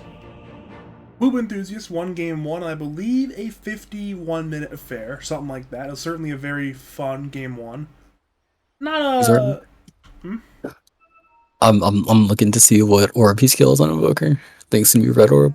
I'm sure it's Red Orb. It's Aaron. But we do have a Game 2 in our hands. It's My screen's on him until he scales one. it's 1K currently for Booba Enthusiasts. If they win one of the 2 next games, they go on to the winner's bracket semifinals. For Pig Trotters, 1 more loss, and they are going to losers bracket, where they will play Polar Ass. My name is Badger. I am joined once again by the one and only Logical Dota, and we are joined by a Radiant side Smoke. Dire have ran into them. Primal Spring will hit onto, slowing Otherman and Malefic. Malefic, I see the attention is split. Pushback comes in on 2, and Radiant may have blown the first blood. They split their attention, putting damage on both the Snapfire and the Hoodwink, and both have survived. Sauce Andy is Bendy's chasing, but they failed. Andy Bendy's like BL and Rick is playing Puck. Hold on. He really likes this hero. I know he really, really likes playing Puck. For like, I don't know why. This hero's not that fun. I feel like Rook and I have very similar hero desires. You know, he likes playing Puck. I like playing Puck. Abba? He likes playing Abaddon. I like playing Abaddon. I like Rook's hero selections. I'm a big fan of them. He and I are kindred spirits. Problem is, he's just 3K better than me at Dota. You big on carry house car? Not yet, but I'm sure if I tried, I would enjoy it. Does he have Red Orb yet? He's gonna get it soon. Are we on Red Orb watch still? Yes. We are officially on Red Orb watch. Me and you and the whatever number of viewers we have all fixated on Aaron, who has got no orb, by the way. He's a no orb gamer. It's really fun just not calling them by their names and just calling them by their colors. And, Pink oh orb, shit, pink orb! Pink orb! Holy fuck. He has defied expectations. We get to see Tidehunter versus PL again, but this time brought to you by new players. Yeah, Kobe on the Tide, Andy Bendy on the PL. No reprisal of the roles, new players. They're all ready to swap. Yeah, different players rather would be a better way of putting it. Tint started with a windlace. That's crazy. Huh. I don't even think it's good, but that's crazy for sure. I guess he wants to run away from the spin is the idea. I mean, maybe he's scared of spin, but I figure you save the boost then, right? Yeah. Or just like buy stats so you have a lot of health and you can hit the jug when he tries to spin. You know, Tint, though, he's playing in the here and now. He doesn't want to wait for boost. He wants the windlace right now. He has got a windlace right now. He's ready. Maybe he goes no boots Yules. Just Yules when he tries to spin him. That sounds awful. Yeah, you don't get to it fast enough. What's like the hypothetical maximum speed of Yules? Like minute 8, probably? No, it's definitely faster. I'm sure you can get it like a minute, like 5 or 6 if you're Coddle. He's not Coddle, though. He is not. I mean, DP, I don't know. Like, I've thought about this kind of thing before, but like the fastest hypothetical, there'd be like a lot of wacky stuff. Like Nature's Prophet would be teleporting into you, and Weaver would be like shikuching under towers. Okay, I'll rephrase. Fast hypothetical Yules on a DP. How's that? Yeah. Like, is the other team throwing for fun? It's probably around like minute 7 or minute 8 if you're like really on top of your shit though. Like you get like a solo kill mid, and then you kill a tower with your ult. That sounds powerful, actually. You think so? It's like I feel like I'd rather have a cooler item than that, a Witchblade or something. Probably, but it's the idea of like a minute 8 Yules. It seems like it's a very alpha move, you know. Yeah. I like a really fast Ghost Scepter. I think that one's really funny. You just like someone tries to hit you, you just Ghost Scepter like minute 10. They're so lost. I feel like that's one of those like really niche items. Like most of the time, heroes with spells in minute 10. They don't have that much damage. Maybe it's good against what, like a Scar or something, or maybe Axe. I don't know. Storm. Oh yeah, Storm does right click damage. It's magical right click damage. You're right. There are a lot of heroes that you like I wouldn't super think it would be good against, but it like could help you dodge a little bit of damage. Also, casual shadow emulate is really fun, but now we're literally just talking about everything that isn't the game, so I'm not going to talk about it that much. Okay, in your defense, it's not too much in the lane. It's a little bit of poking and prodding going on, but nothing too significant in any of the lanes right now. Rook is like kind of getting worked. The power of Pink Orb. Got some blue orb too. He's a blue and pink orb gamer. I mean, Yeah. he's ready to go. But when he's red orb, he has blue orb anyways, so You'd be surprised. I can't really call him. I have a. Do you think he goes red orb in stats, or I'm what sure are you he- I'm sure what are you he doesn't, insinuating? but I have a friend, 2000 Invoker Games. He is a pink plus red orb gamer. Absolute madman. I used to do that. I used to like skill exort or skill Alacrity and then Alacrity myself. That used to be the meta for a while because Alacrity gave you 30 damage at level 1. That's a lot of damage. Yeah. Lanes though, they've been other than a little bit of working going on in the mid lane. There's also a little bit of working going on in both these side lanes. Right now, all three lanes are slightly in favor of the side of Booba enthusiasts. I mean, it's not significant margins, but little margins turn into big leads rapidly in Dota.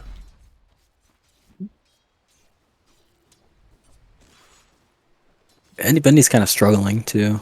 Like all the lanes are just like losing a little bit. Feels like. And at long last, First Blood may have arrived bottom lane. Ogre Magi has been caught in his jungle. He's being run at. And never mind, you're right, 8 stick. Death. Let's have to use his salve on himself. This is a small window of opportunity. If they can, yeah, I like what Kobe's doing here, where he's dragging the wave. So now PL's gonna have to play like all the way up in this area if he wants to contest creeps. He's gonna get these creeps under tower, but then he's gonna have to walk up to the tide, like all the way far up in the lane, so he can get chased down. That does not sound particularly fun. This game. I mean, tank and errant bushwhack, anchor smash, and suddenly your game is sad. But instead they're running at Malefic, who will have to bushwhack and run. So everyone's just still fine. Everybody is chilling in the bottom lane.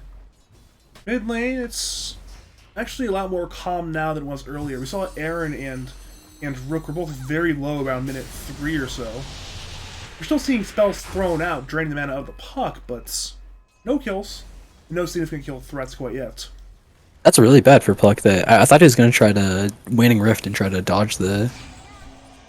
Well, here we go. Holy shit. Koya's there. He has no spells on Pluck. Alright, he's gonna get the rune. He'll get the rune, I suppose, but He won the 50-50 on the rune. What I was going to say though is getting EMP'd like that's really bad because it was just about to be the 6-minute rune time, so that means he doesn't have spells for the 6-minute rune. You just win the 50-50 though. That's the correct thing to do. That's the optimal play. just win the 50-50, you know, it's very reliable Dota right there. Have I ever told you my theory on mid players and complaining about the 50-50? I understand the mid players here on this one, dude. I understand. No. I'm opposite. I'm a mid player, but I hate coping mid players who complain about losing rune 50-50s. We have a mid laner who's won the rune 50-50, yanking top lane. Coil is down, but apparently Coil not needed. First was drawn by Rook, bringing down KU's Jug. Double kill for Rook immediately afterwards, so... Rook, Well who was not coping, who won 50-50, has gotten 2 kills, thanks to Astrid. Sure. Yeah, he's top net worth now, making up for his he didn't even like lose his lane or anything, but I'd say he's more behind than you want to be in Puck versus Quaslax Invoker. I want to hear that theory you had about mid laners coping on 50-50s, because Oh yeah. My theory is that the better player gets the 50-50. Like if you play a matchup 100 times, the better mid player gets the rune like all majority of the time, right? So if you're better, you would have gotten the rune. And it's not even like a luck thing. It's just like if you won the lane harder, then you would have gotten the rune. And so you're not allowed to complain about missing the rune because it's on you. Even if you lose the 50-50. It just means you didn't win your lane hard enough. I guess one of those things. I guess if you're winning the lane hard enough, you can push the lane out and then have rune control in a way that if you're losing the lane, you really can't. I think if you make like a desperate rune play when you're behind, suddenly there's a wave under your tower hitting the tower. It's like, oh, this is bad suddenly. Especially for like Puck, because if you're like way stronger than your opponent, then you can go, like you can just stand in the middle of the lane and it just stare at them. And then when the rune spawns, you orb to it. It's a fun baby puck when the runes spawn. Yeah, he's living a good life right now, farming enemy teams' small camp. Invoker's top. Yeah, it's another rotation, and it will be this time the Dire mid laner going top lane. They're looking for Sauce. Ooh. They wanted Tip, but they instead find Sauce. Let's take a 3-mana Boundless Strike. Cookie will miss. Weatherman is low, Sauce is dropping. Who dies first? Do they both die? Probably. Weatherman, Sauce, both dead, but the 2-man coil. Remote gets now snapped there on the jug. Jug goes down to the illusory orb, and now they move to Invoker. Invoker. I don't think he's a way out. It's a fantastic 2-man tornado. Correction, there's no detection. Blind Orb not used.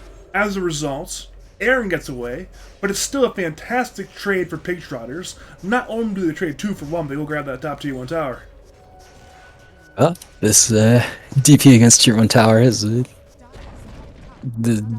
don't even know what to say about this one. Powerful. Hell is old this time. Powerful. Destructive, perhaps. He used games bad once again though. He's 3.1k net worth, meant 9.5. Like he's gonna be like below 3.5k net worth at 10. He's really struggling. He has a battle fury queued as well, which is like kind of reasonable because he's against.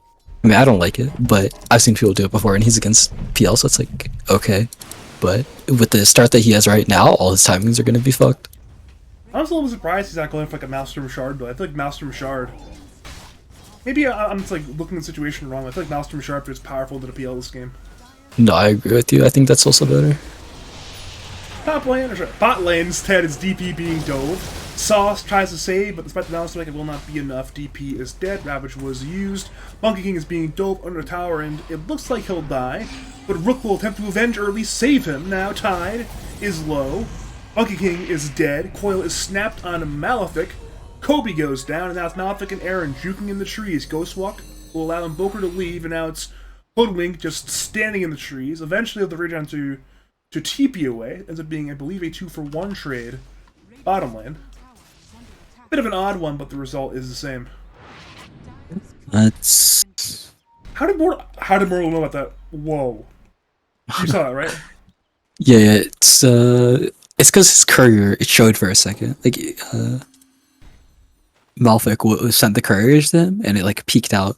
I don't know, like it like showed here. You see it, and then he sent it back instantly. And so I think he what's it called? Mortal saw that. He's checking there as well.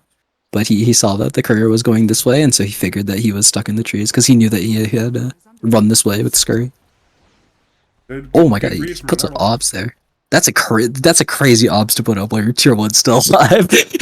He is preparing for the future. You know, he knows this T1 tower bot lane is not long for life. It's already half HP, and Dire are there with 3 heroes. I'll be very surprised if this Observer Ward nets a kill on any hero.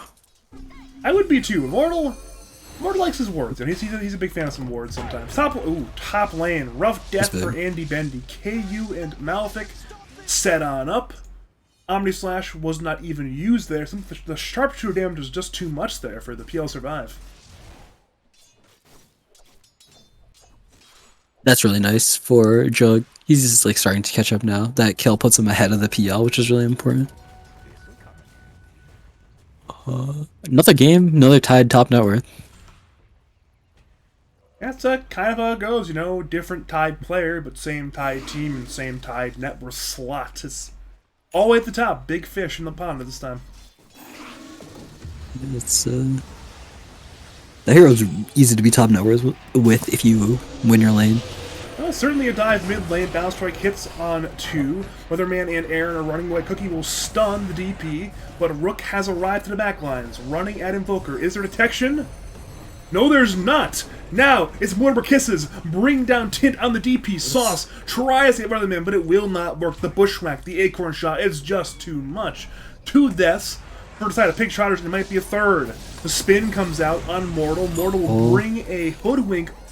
Snapfire, sorry. I'll bring a Snapfire with him, but it's still a good 3-for-1 there in favor of the side of Booba enthusiasts. That was a crazy play by Weatherman. Did the most damage in that team fight. That was like really well played. I was surprised, went crazy. It would have lived as well if it wasn't for Mortal abusing the Ignite bug. It's unfortunate for him. It's like, alright, he's literally giving his life to kill me, and at a certain point, what can you do? Like, Ogre knows there's no way out there. It's like, yeah, I'll take one with me. Yeah, I mean, yeah, he ran up there looking for the snap, but the snap had healed a lot from the healing ward. Unfortunately, no amount of healing can save you from the infinity damage of Ignite. Real powerful. I mean, he had his Fire Blast there, too. He was. Oh shit, is KU dead? He's low and he's out of mana, but yeah, exactly. He's got no mana, so if heal doesn't do any damage to him. Yeah, it's a double-edged sword. I mean, sure, you drain the mana so you can't spin, but also you don't have any more damage. Similar to what happens to Animage sometimes, which is why Animage, the change to AM was nice. Now you get a slow when they have no mana, but Diffusal does not have that power for good reason. Dear God. Bot lane though will be Sauce perhaps going down. He'll try to juke under the tower. But it's Tide and Hoodwink chasing him. Sunstrike was already missed, but actually, Sauce is alive. Yeah. Good jukes from Sauce. Definitely a kill that should have happened on the Monkey King. And as that happened, it was top lane in the Dire Side jungle. Puck and Ogre Magi found the Snapfire, and Snapfire went down. Well, Radiant's playing the map really well right now, I think. They have someone defending this bottom lane, like this monkey's just being annoying, pulling creeps off this tower and occasionally nuking it with Primal Spring, and the rest of them are playing in this top area. So they have like 70% of the map right now. They're farming as well. Yeah, it's effective. I mean, I think that really where KU wants to farm as well is not good for KU. I mean, KU, he's pretty much forced to go to tri-camp, and traditionally a lot of carries like in the last few patches have loved. She top lane Coils missed on Hoodwink, but I think Hoodwink is still eventually going to... Actually, it's going to live. It hit him. He just snapped it instantly, and it wasn't enough. Oh, is the stun that short now? Dang. Shit spell. But I mentioned the tri-camp. I feel like a lot of carries just don't want to go tri-camp anymore. It's actually just so hard to kill these creeps now. Yeah, it's partly true. I think it was already kind of a trend that you were seeing. Like, you don't really want to, go into the tri-camp until you can kill them easily, because it's just less efficient money than normal jungle camps. See a bit of a brawl with the rune for the DD rune. Kobe tried to get away from Tint, but Tint put him in the air with the Yule Scepter and put down his dreams of grabbing the double damage rune. First thing, Weatherman being run at by Rook, but Rook cannot find the solo kill this time around. Instead, his team has turned their attention to this middle T1 tower, which is a bit under 1/10 HP, but it is a Tide and a Snapfire defending it, so it's not an easy take still. Also, I'd like to see Rook farming some more creeps. I think he had like a incredibly good start, but now he's only 4th in net worth, and he's not really that scary. Has kind of been running around a lot and not really farming. His damage is not really scary. He can only occasionally kill people if he has Dream Coil, and he can't solo kill anyone. He always needs a teammate to kill people with. Seems like he's on the fence for what kind of build he wants this game. He had Travels and Quick Buy, ended up opting for the Yules instead. Not sure if Yules will do what he needs to get those solo kills, but it certainly will be nice for crowd control and possibly staying alive this game. Bot lane, though, they want the puck. They see his courier, and an Orchid comes in from Invoker, Sharpshooter to follow. Bushwhack actually is missed, but the Omnislash damage is enough. Down goes Rook. Big kill for Booba Enthusiast, bad death for Rook. And now mid lane, it's Tide, brawling in a 1v2.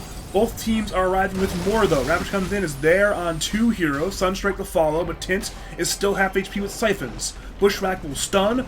Kisses arrive. The Gush is in, but Tint is still alive. And now, the Kisses again bring down Tint. Ogre Magi drops as well, so ends up being 3 for 0 across the map. Dire maintain their tier 1 tower mid lane, and they're now attacking the Radiant side one.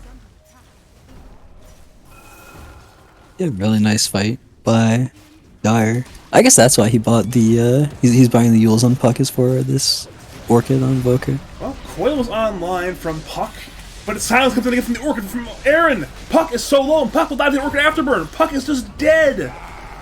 Rook, another right rough tree. death. And now it's Sauce, stunned in the trees, pushback to follow. Another death on the Monkey King. That is a very rough minute and a half for Pig Trotters. Game's definitely tough for them as well, and they don't have this unfortunate carry matchup like they did last time. And PL is probably like fine, or it's probably like good against Jug, but it's not the crazy, insane counter pick that it was to TV last game. Yeah, I mean, we're seeing them now try to run down heroes, but they can't even bring down Snapfire mid lane. Just too tanky on the time the Snapfire. Sunstrike, I think, actually hits Sauce there. Sharpshooter is channeled. Will it hit, though? It will not, but instead he runs into an Invoker who, with the Juggernaut, will provide plenty of damage. Now we're seeing Tint actually zoning away the Dire, but Dire have 5 nearby, so he must be very careful on the DP. And I believe, yeah, he'll be fine. Isn't that plus 1 second Blade Fury duration as a talent? Huh. That's crazy, I didn't know. I think they added, was it 7.31? Yeah, for sure. Dire are scanning. We're seeing a Rook try to farm a Yule separate bottom lane. Problem is, sort of like oxymoronically trying to farm the Yules to not die to Orchid and made him die to Orchid again. We'll try to get away with the TP, but the Sharpshooter will bring him down. Another unfortunate death on Rook, and he had such a great start to the game, but the last like 3.5 minutes he's been sputtering and sputtering. Peel finishes Manta though. Peel hasn't really been able to get into the game yet. I think that's Radiant's just looking to be able to take some kind of fight where Peel can get some kills. Might have to wait for their heart again though, and unlike this game, the Peel is not going to have this 25-minute heart timing. Yeah, I don't really think Andy's going to have a heart by minute 25, just at his current farm trajectory. Maybe like 26, 27, but every minute counts in Dota. Yeah, and I mean, for him to get it earlier, like 25 or earlier, then he would need to somehow get kills, but I don't even know if that's possible. And if he dies, then it's going to get delayed even longer. Well, they know Andy's top lane. They saw his courier's TPing. Sunstrike will miss, but Bushwhack will hit. And you mentioned the heart timing. It's about to get a good bit slower. Actually took a little bit longer than I expected, but the kill still arrived quite easily there for Booba enthusiasts. Meanwhile, in the Radiant jungle, though, they have a coil on Aaron's coiled. Invoker. They have no detection. They have dust, and it misses. All they had was the dust on Monkey King, and it was not there in time, and now mid lane. It's a 3v1. They're running at Tint on the Death Prophet. Tide, Snapfire, Hoodwink will attempt on a Yule's DP. The Yule is over. Sunstrike will bring down Tint. 17th kill now for Booba enthusiasts. And unlike last game, where the kill score was misleading, despite a high kill score for Booba enthusiasts, the net worth was relatively even. This game, though, the kill score is pretty accurate. They are in quite a commanding spot right now. Yeah. It's... Yeah, I think that the unfortunate thing is that last time Booba enthusiasts were like ahead a lot, but they had the bad matchups, so even though they're actually less ahead than it looked like, this game they're more ahead than they look like because we're thinking about last game, but they don't have those unfortunate matchups that they did. If that makes sense. That makes sense. It's one of those things where I remember we were talking between games, like we were talking a little about Giraffe, like, hey, what can they do to make things better? But now things are just worse. It's basically a similar drop concept, but just worse. That's hard. It's still doable, but it's going to be an uphill battle if Pig Trotters are going to win, and against a team as disciplined as Booba enthusiasts, there needs some good team fighting. 2-man cookie stun into Bushwhack. Only it's on Ogre Magi. The Ogre Magi, once again, dead. Now they're running at Puck. Puck will jaunt away with the orb. There will be no death on the Puck, but seeing Booba enthusiasts, they are very content to grabbing that Radiant side camp around the Roshan pit. Mount Roshan might be quite soon. Yep. Invoker has Ags as well, so this Ravage is going to be deadly. Oh my. Even just the Bushwhack into Cataclysm pretty much means that the Hoodwink playing in the side lanes can solo kill any of the heroes. Like, if this PL doesn't have any illusions next to him, might just die to Hoodwink spells plus Cataclysm. But just die right now. Sunstrike to scout. It will miss. Bushwhack will hit. They know Andy Bendy's in there. They don't know which one is real, but eventually they will. They have now found the real PL. He'll doppel. He'll attempt the fight. No, I can't TP anymore. Meteor arrives. PL is dropping. He's fighting, but it appears to be futile. He'll Manta. Orca is now applied. In comes Sauce with a fantastic two-man boundless strike, but it's nowhere near enough. Andy Bendy drops, and Sauce will join his Phantom Lancer in the grave. I'm gonna take this opportunity to hit up the Roshan as well. Timely DD outside the pit. Yes. A lot of interesting rune luck. We saw a Rook with the rune luck early on, but now, minute 24, very, very timely 1 and 12 the top rune for KU. That's nice. It, like, they get this rush either way, so it doesn't really affect the game. But it's nice. It feels nice. Certainly a lot more comfy When to you- walk in there with a solo Jug DD, though. Yeah. Radiance? Yeah, I'm not sure what their game plan is right now. I think they just have to cut a lot of waves with Puck and be obnoxious with the monkey as well. Taking fights is like... Dire has to mess up again. They're doing a bit of it now, pushing bot lane with the DP and trying to D-push top lane with the Phantom Lancer, but... Seems like Booba enthusiasts don't really care. They're just fighting anyways. KU gets stunned, but he has 2 lives. He's fine. Rook jumps on Malefic, but Malefic is still half HP. KU stands his ground, tanks the Phantom Lance, and now Ravage comes in there onto Cat of the Fall. Break comes in on Ogre Magi. Ogre Magi is dead. Phantom Lancer is trying to run. He's silenced. He's earned. He's dead. Tint has the X, so has the BKB. He's trying to salvage the fight. He'll bring down Malefic. It'll bring down Leatherman, and they need more kills. He's running at the Invoker. Is there detection on the ground? Yes, there's enough. They will get the kill on Invoker, and now they will chase for Tide. They've gotten 3 It kills. has everything. It's 1 hard kill on Tide. KU arrives, sees Yules in the air. Tide walks away, and KU will Omni slash Tint. The Yules is on cooldown, but the bounces are awful, but the gush is fantastic. Tint will drop now. Actually, the Yules was on cooldown. I thought he was... what's it called? I thought he was about to Yules it, and that would have been really bad for KU, because he would have just waited the entire fight to Omni Yules. But he does it right as the DP uses it. He's a patient man. I mean, it almost paid off with the kill on DP, but instead I had to do the gush to bring him down. Very unfortunate exit bounces, but it's just one more fight for Booba enthusiasts. I'm like a broken clock at this point. Like, alright, Booba enthusiasts, they've won the team fight again. Gee, maybe they didn't win the team fight. The goal, despite the kills being even, there was a 1k swing in favor of Big Trotters. I guess I was wrong there. It was like... So they lost their offlaner, their carry, and their 5 for the mid, the 5, and the 4. That's why the Sunstrike from Aaron! What a fantastic Sunstrike! All he saw was a boundless strike. A primal spring. He didn't know where he went. He didn't know where he tree danced. The blind Sunstrike. Wow, what a player. That was fantastic. I wasn't looking at that side of the map. So sad. It was fantastic, I assure you. I believe it. I enjoyed it immensely. We are seeing Aaron being run at by Andy Bendy. Tornado puts the Phantom Lancer in the air. Orchid in the fall, but Manta will purge. Cold Snap comes in, but Doppel will purge again. Cookie Scatterblast, both miss, but Gush and Bushwhack will hit. Sunstrike from long range, not even needed. Bit of overkill on that one, but, you know, overkill is better than letting the kill get away, so PL will drop. It's very unfortunate.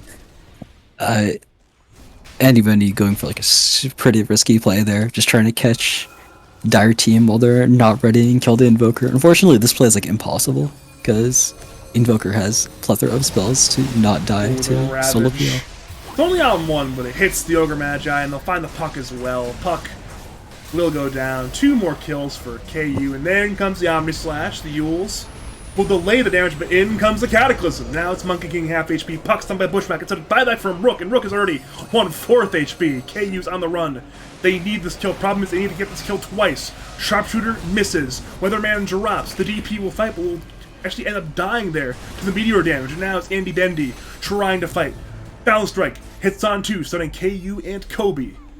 Weatherman buys back as Rook tries to solo kill Malefic. The Witchblade damage is high, but is it enough? Primal Spring hits, but Malefic is still alive. Cold Snap hits Monkey King, and Rook will die back as well, stunned by the Snapfire Cookie. They eventually, at long last, got the hoodwink kill, but it was far too costly. Yeah, I mean, PL is still alive, but I think you're gonna lose your base. Yeah, this base, it's dead. And Kobe's here to win, not like Jorik buys these Desolators, Satanics, Overwhelming Blinks. He just has a Shivas. So now it's even harder for the PL to fight, and it was already impossible. How the fuck did he make that happen? I don't think he does. I just don't think he does. I think he loses 2 racks, and then get Desperation Smoke, and they lose. How does it become harder than impossible already? That's when does Kong play? Yeah. See. Is their series still going on or no? Yeah, it is. I guess they won game 2 with Dark Death Prophet. The Dark DP.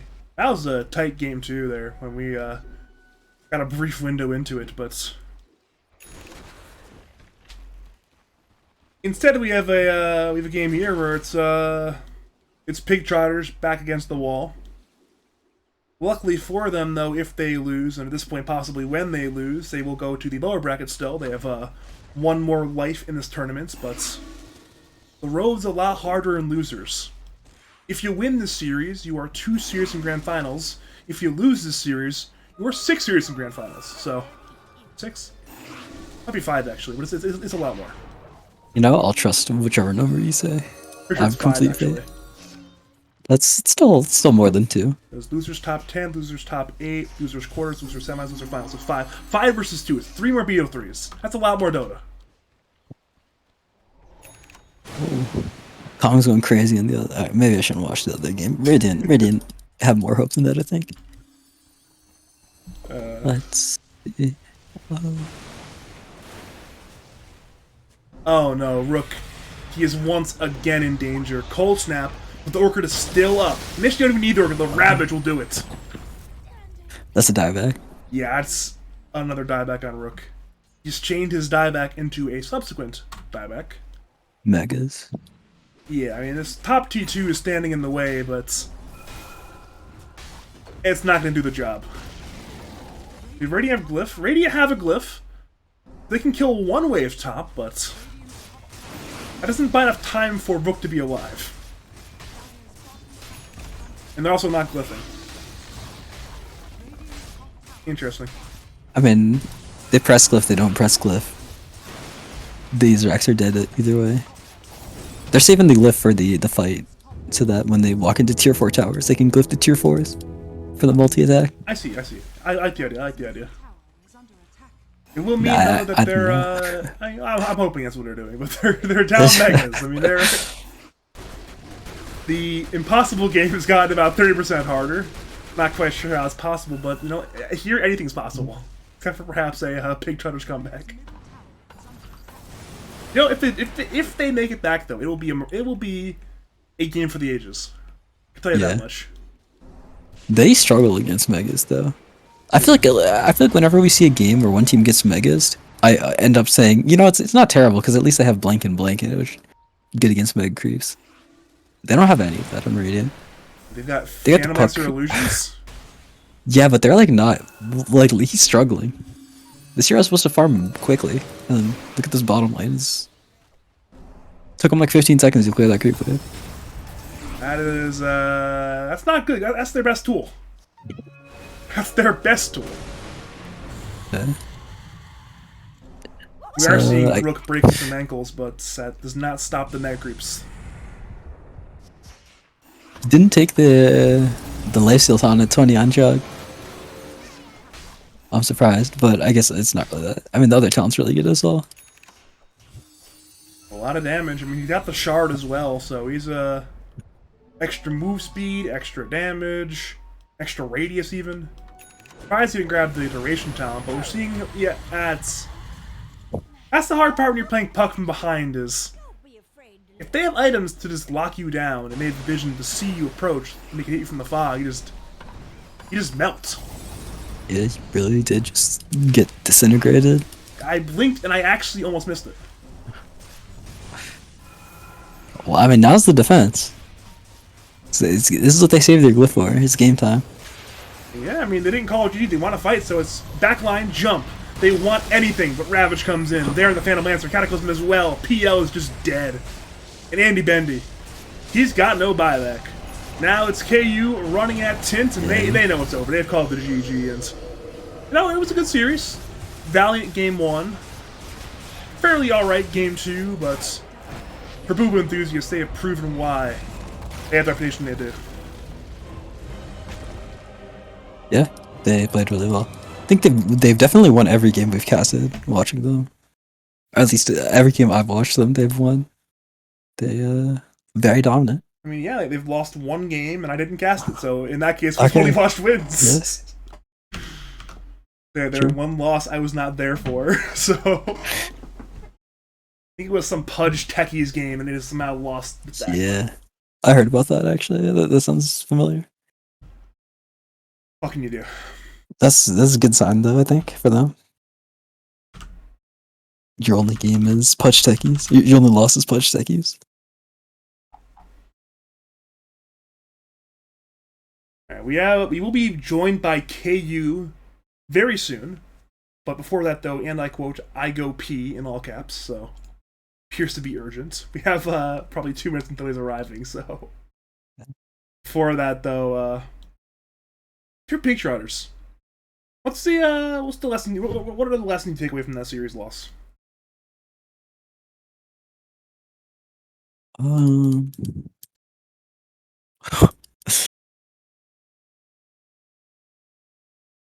I don't think they even played terrible. I feel like they played better. They played good enough to be like most teams, but it was just like hard. Like Dyer's clearly, yeah. I mean Dyer's like clearly the best team right now. Seems to be just on top. So I don't think like they had good ideas still, and I don't think they need to like completely go back on their plans. I think what they showed was fine for the most part. Like they have the heroes that they liked, and I think them picking it is fine. I don't think they have to make some kind of massive change or anything. But they probably just the number one thing should be they shouldn't be discouraged. I'm gonna go add KU to the call right now. Let's add KU.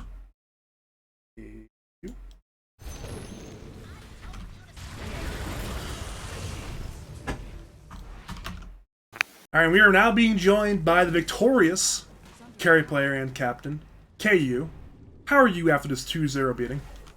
I'm great. That was great. Yeah, Thank you. Very, very, Agreed. very detailed. Yeah. can't disagree. I mean, that was actually a very fun series. I was looking forward to playing these guys, like, the whole season. And, like, at the start, when we didn't get in their group, we were kind of sad, because this is a stack that actually plays unranked, so we, like, see some of them around, you know, we get to know them. So, you know, we were looking forward to playing them in the official, so I'm glad we got to. So, game 1, they give you TB. What's going through your head during that? Oh, I was so happy. I mean, game one, Radiant's middle tower is Yeah. under attack. they had a plan. Like, they definitely had a plan. I mean, what did I see? I saw Mars, Structures are falling.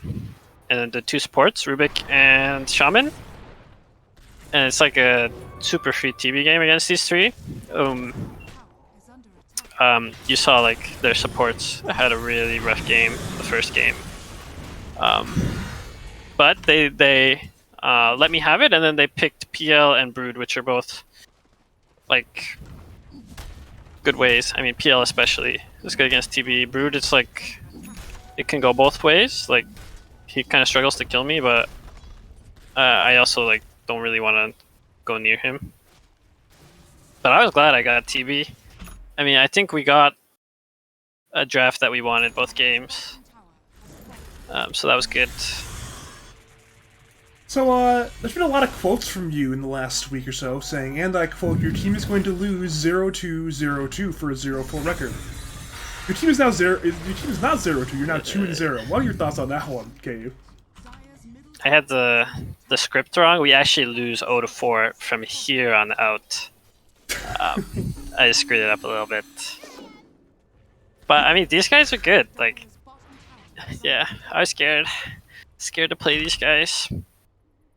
Cause like you look at their MMRs and you like see these low MMR support players and you're like, oh, it should be easy. But I think their cores have a good understanding of the game, and you know, they can captain their lads. So even though like this first game looks like we're kind of crushing them, it's like actually very scary, and like they're ratting us and they're taking the fights they can, and it's rough. So it was scary. I was scared. We also didn't have our captain, which kind of sucks. You're But missing that's Kate, life. You had What can you do? Jork standing in game one. I want to mention that one. What are your thoughts on Yeah. Jork's performance? I feel like Jork is really good game one. Holy- Yeah, this guy's insane. I mean, I feel bad for Dire. I mean, we made them wait like a long time. It just the circumstances kind of sucked, but we were able to wake Joe up and get him to play. And then we had the internal discussion of whether he would play Evoker or Tide, and then I immediately decided that he would play the Tide Good decision. and not the Invoker. Good decision. And then he popped off. I mean, it's a good Tide game here, like a really good Tide game, I think. So I'm glad. And I told him like at the very start, I said like, hey, I need you to be a carry this game and like carry the game with me. So that's what he did, and then you can see it in his items. Like he built like a carry. has fallen. So yeah, that was really good. Logical, you have any questions for our man KU?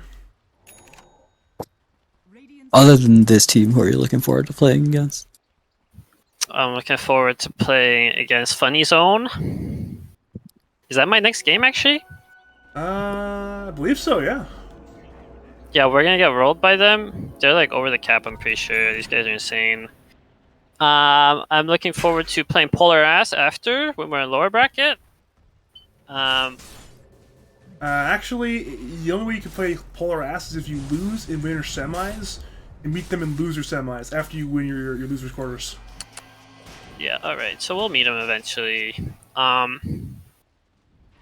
grand finals. That's their option. Pretty sure Six Dog is gonna take down this No Tide Hunter team, so maybe I'll play Six Dog. Yeah. Is there any other good teams out here? There's, Nebula. Metaverse. Nebula, I would like to play. We missed them last year, or not last year, last season. We didn't play them in their winning run. We only played them in groups, and I think we won one. We split. And this season, when we played them, they had two stand-ins, and it kind of sucked for them.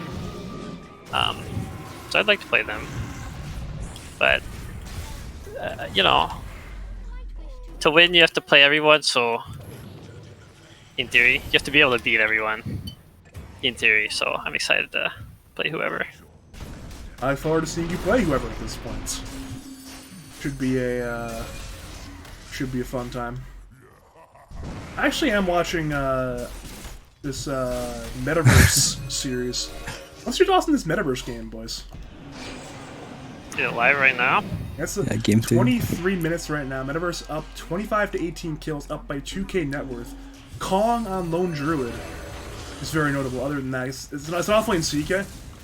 Other than that, pretty standard stuff. Isn't that his signature or something? Or what is? I remember when we played against them. Oh, wow, fucking like 5 seasons ago or whatever. When Rollsoft was a team, his page was like 95% offlane CK, and so he insta banned in both games. Dude, my cosmetics for Kong are broken. And my Lone Druid for Kong, he has like some cool set equipped, some like polar set or something. Instead, I've got like naked Lone Druid, no hats, no shirt. It's missing everything. It's kind of sad. I He think loves his the LD hero's glasses. sick. Oh god. At this point, though, Logical, I know you late night for you. If you want to dip, I wouldn't blame you. You done? Yeah. All right, I will send you off then. Thank you for joining me, Logical. Leave any more analysis first off? No. Okay then. Do you have any final words, shoutouts, calls to say to the people of League of Lads at twitch.tv/BadgerPablo? Shoutouts. No, call out to Foreplay. That guy's a bitch. Follow me on Twitter at LogicalDota2. Yo, that was sick. Thank you for joining me, Logical. You have a great night. KU, I'm conscripting you. You're staying here. Yeah, I'm down. What's You up? stay here. We're staying for this metaverse game. This game is sick, actually. Is it game 1? This is game 3. It's What'd you it's say? game Is it 3. Game 3D, right? That's what you said. It's actually a very wild game right now. I mean, 4-man coil from Breezy Arc. 3-man coil makes it could be up dark, but these are some really chaotic fights so far, and it's somehow this Timbersaw ending up with the Aegis. This is wild. Yeah, this Dire team sucked ass when we played them. What can you do? The Tiny, though, this BKB is certainly not sucking ass. He is fighting like an absolute man, bringing down the Aegis and the Jakku. Now the Ron Act Kong Fire Blast comes in. The Tiny is rooted, but he wants Oh, he has no more bears, actually. No more bears. Apparently no more problems. Dark is back. He brings down the Tiny. He runs at the CK. Chaos Bolt will stun, but Jakku will nearly bring down Notorious. Back to the Beast. He's being run at by Dark and Kong. Notorious dead. The Beast dead. Jakku, he's running at Jinx, and poor Jinx will try to get away, but Jakku... Actually, maybe he can't kill Jinx. Jinx is fine. Jakku's fine as well, but... Yeah, Dire's actually owning. These guys are insane. It looks like a really good Timber game. I don't know when they picked this, but it like kind of owns all Radiance heroes. It's like Puck is like good for keeping him down, but they don't have much follow-up damage until Tiny gets like Silver Edge. Ooh. Oh, Breezer. Is there a single... I have a question for you. Is there a single player in Lads who has a bigger gap between his best and his worst than Breezy are? yeah, I actually think Breezier is pretty good. Like, all the time. I think his Puck is very, very good. I think who's that guy on Nebula, the 4-player? The guy who Acid plays Rain? Rubik. Yeah, Acid yeah, Rain. that guy's Rubik is fucking insane, okay? And then, you know, I'm just gonna say, I would ban his Rubik every single time, and that's what I do. And then, his other heroes? I don't know. I'm just saying his Rubik is really good, and I'll leave it at that. You can infer the rest. I feel like Breezy Army, he's popping off right now as the Beast pops off, bringing down Sasquatch's Jakiro. Poor day to be Sasquatch, apparently. Playing Jakiro, but... We are chilling right now. This is This a game fun was series to actually jump into. very close. I mean, it looks like Dark is having a good game. I think Dark has to have like a good game, and then this Dire team looks really good. But I think when we played him, Aaron just like rolled Dark twice. We picked him like tied against Mid Ember or something, and Dark just couldn't play, and they never got started. So it looked really tough for them. But I think if Dark's able to snowball the game, then this team looks really good. And they have a good tricore going here. Looks like this Timber's also very farmed. Ogre Magi, meanwhile, not very farmed, very dead. Ice Path, Searing Chains, Entanglements, more than enough. Jinx, we'll get away. We're seeing Nier. I believe he showed in a Dire Ops plus Sentry combo, but that man is very, very fast. Well, Breezyar, he is going in. Solo kills Sasquatch in what is really a 1v3. Now it's Kong and Jakku looking for vengeance, but vengeance, not today.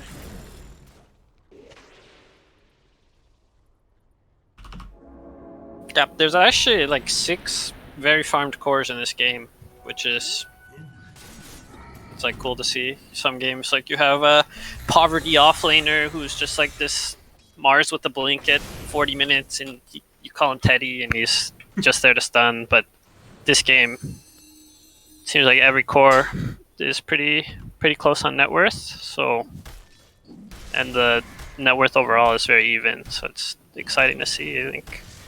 A lot of slander for League of Lads champion Teddy Dota. Ooh, he's retired. Can trash talk him now, but better watch out for the revenge tour. I look forward to it. He's going Ags on CK, which is interesting. I don't know how good this is, but I think this guy knows a lot about CK, so I'm gonna trust him. Do you know if the Ag gives a purge to your allies, right? Like Phantasm does? I don't think it does. Or it does not hard dispel. At least I'm like 90% sure it does not hard dispel. Guys, I thought like it makes you like go out of the world for whatever, and it would hard dispel, but it didn't when they first added it. Yeah, it's a basic dispel, so maybe. Yeah. I actually have no idea exactly what would purge this game. I'm sure something to purge. Even the illusions are nice, but speaking of nice, tiny BKB. Very powerful. He's just destroying things right now. Meanwhile, Dire will turn onto Ogre Magi. The fear comes in. Notorious goes out now. It's Phantasm time. The beast is in. He wants Kong, and so does Nier. Kong is dead. And now Breezyar has found BMTS. Jakku is low. BMTS is being chased by Puck. Down goes Jakku. BMTS will attempt to juke away. Breezyar has no mercy. 4 for 2 trade supports 4-4. And for the Feast of US East, they are feasting right now. Yep. These guys are owning. You know, KU, my prediction's on the line right now. I What'd you predict? Group Radiant? C. Nice. I predicted that Group C would win 6 out of 8 series. Currently, they've won 5 out of 7. This is the 8th. Yeah. But it's This tiny arrow looks broken. I agree. wonder what Dire banned. Or like what the bans were. Because Radiant has Tiny and they have Breezyar Puck. So I feel like I don't know. Maybe something in the draft. But I haven't researched, like I haven't game planned at all for Radiant, so I don't know. Maybe they have a reason. They probably like ban techies, maybe IO. I don't know. DP. Might be some weird bans, because like I know there's a good chance Radiant banned out like Chen type heroes, because I know Sasquatch plays Chen Ench, and he plays IO as well, true. so there's a good chance we might saw like an Ench Chen ban from Radiant, which means maybe Dire ban like Omni Knight DP or something, which is they'll leave Tiny available. Yeah. That seems like the most like either Chen IO or Chen Ench bans from Radiant into like DP Omni bans from Dire. I think the most logical way that would happen. Into 5-pick Tiny then. Yeah. I wonder if there's like 5 Tiny into Puck on 8. But I don't even know, like... I don't know. But anyway, yeah, this Tiny Arrow, pretty cool. Did I ban this hero today? I don't even remember. We like did this whole game plan thing, and then I'm pretty sure we just like started freestyling after we got in the draft because we were panicking. I'm pretty sure it was banned by somebody, if not your team. Yeah, I then mean, it was banned Trotters. both games, but I don't remember if I actually clicked ban. What can you do? Here we go again. It's smoke from the Dire. They have I found had a plan for this Jinx. hero, though. Not the hero they want, but now Nier is in as well.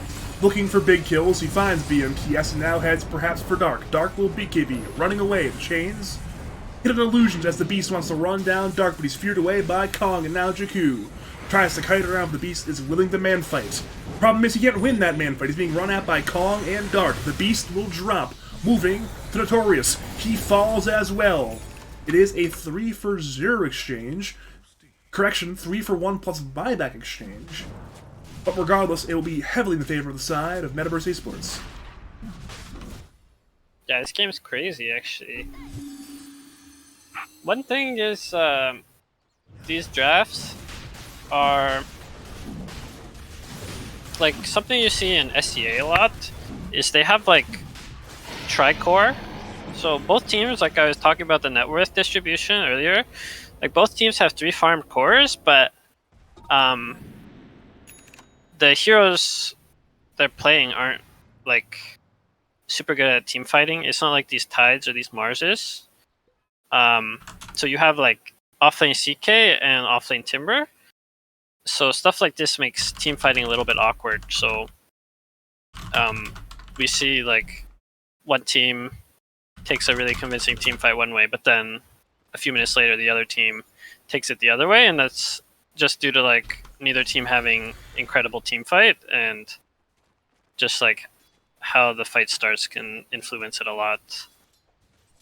Big they're plays from looking top. BMTS. He scouted the puck. Problem is he's lost the puck. The puck is But left. there's no way they're gonna catch this guy.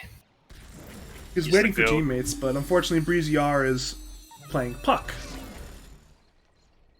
He's walking into the other guys though. Problem is he's still playing puck. Coil actually snapped down okay. Lone Druid. In comes got his the ult off. Beast. And Kong will try to fight as Bill the Beast. In comes Nier. In come the entirety of Metaverse. Who will win the fight? Beast dead. Kong dead. Now 4v4. But the BKB Tiny is just Okay, so two-shotted. strong. Sasquatch annihilated. Jakku will use himself, but this is a hard time survive. Toss Avalanche dead. Timber Saw. 3 kills for Nier. Jakiro has bought back, but he might just die back right now. In comes Big Bad Nier. He's a Rolling Stone gathering no moss. Breezy R, Jinx, Nier. They all pursue. Jakiro is diebacked. BMTS and Dark will survive, but Feast of US East. They may have just done it. It is time for the base to crumble. Yeah, and then the fight just kind of goes the other way, just like back and forth. Breezy R is back on nutty, LB. dude. Genuinely nutty. He might die for this play, but he's made space for the entire Rax bottom to die. And Breezy R's just still alive! He got his everything! Somehow, some way, he got his everything. And now, Jinx has swapped Kong in. The real Loner Drew will survive, but... Oh me, oh my. This puck player is out of control. He did have to buy an LD here, so Radiant has a win condition here. Tiny has 7k gold. He bought a full Satanic. One thing about this LD is he had to go Ghost Scepter and he bought back, so he's not like scaling that much. His bears had the same items for like 10 minutes.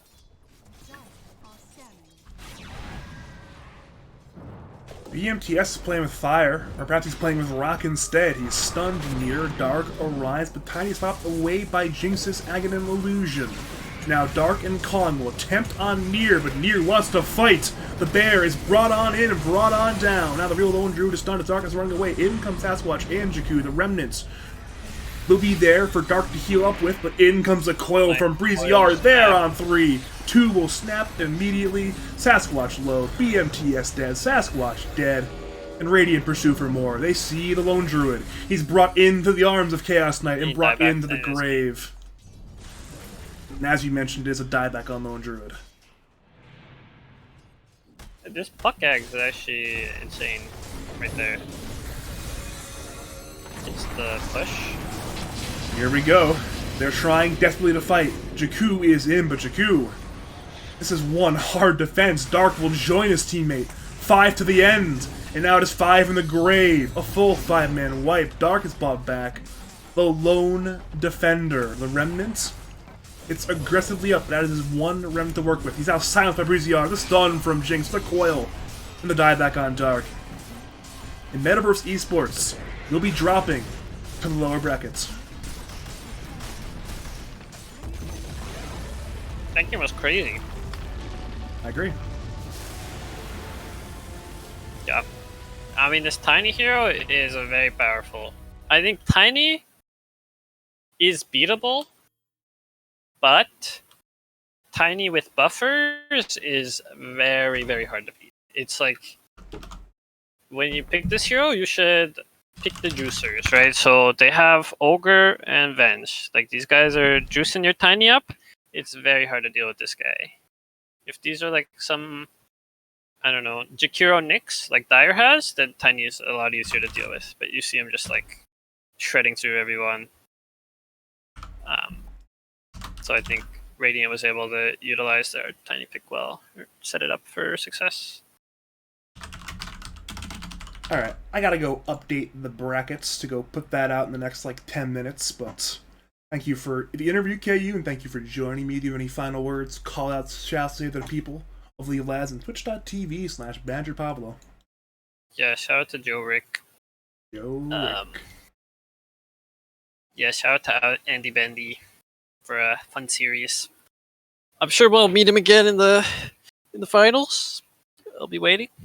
It'd be fun. I mean, it'd be a hell of a losers run, going through 5 series and losers. I mean, that's hard route too. It's not a hard route. They're playing, good teams on the way there, but nothing is impossible. Yeah, the old team spirit. Knocked out first round, run it from lowers. I'm sure they can do it.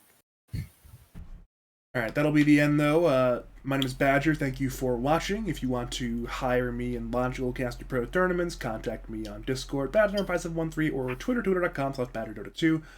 I'll be back for some more Last Action later this week once it is scheduled. Nothing is scheduled, but we have 4 series that need to be played by this time next Monday, so hopefully something will be in my near future.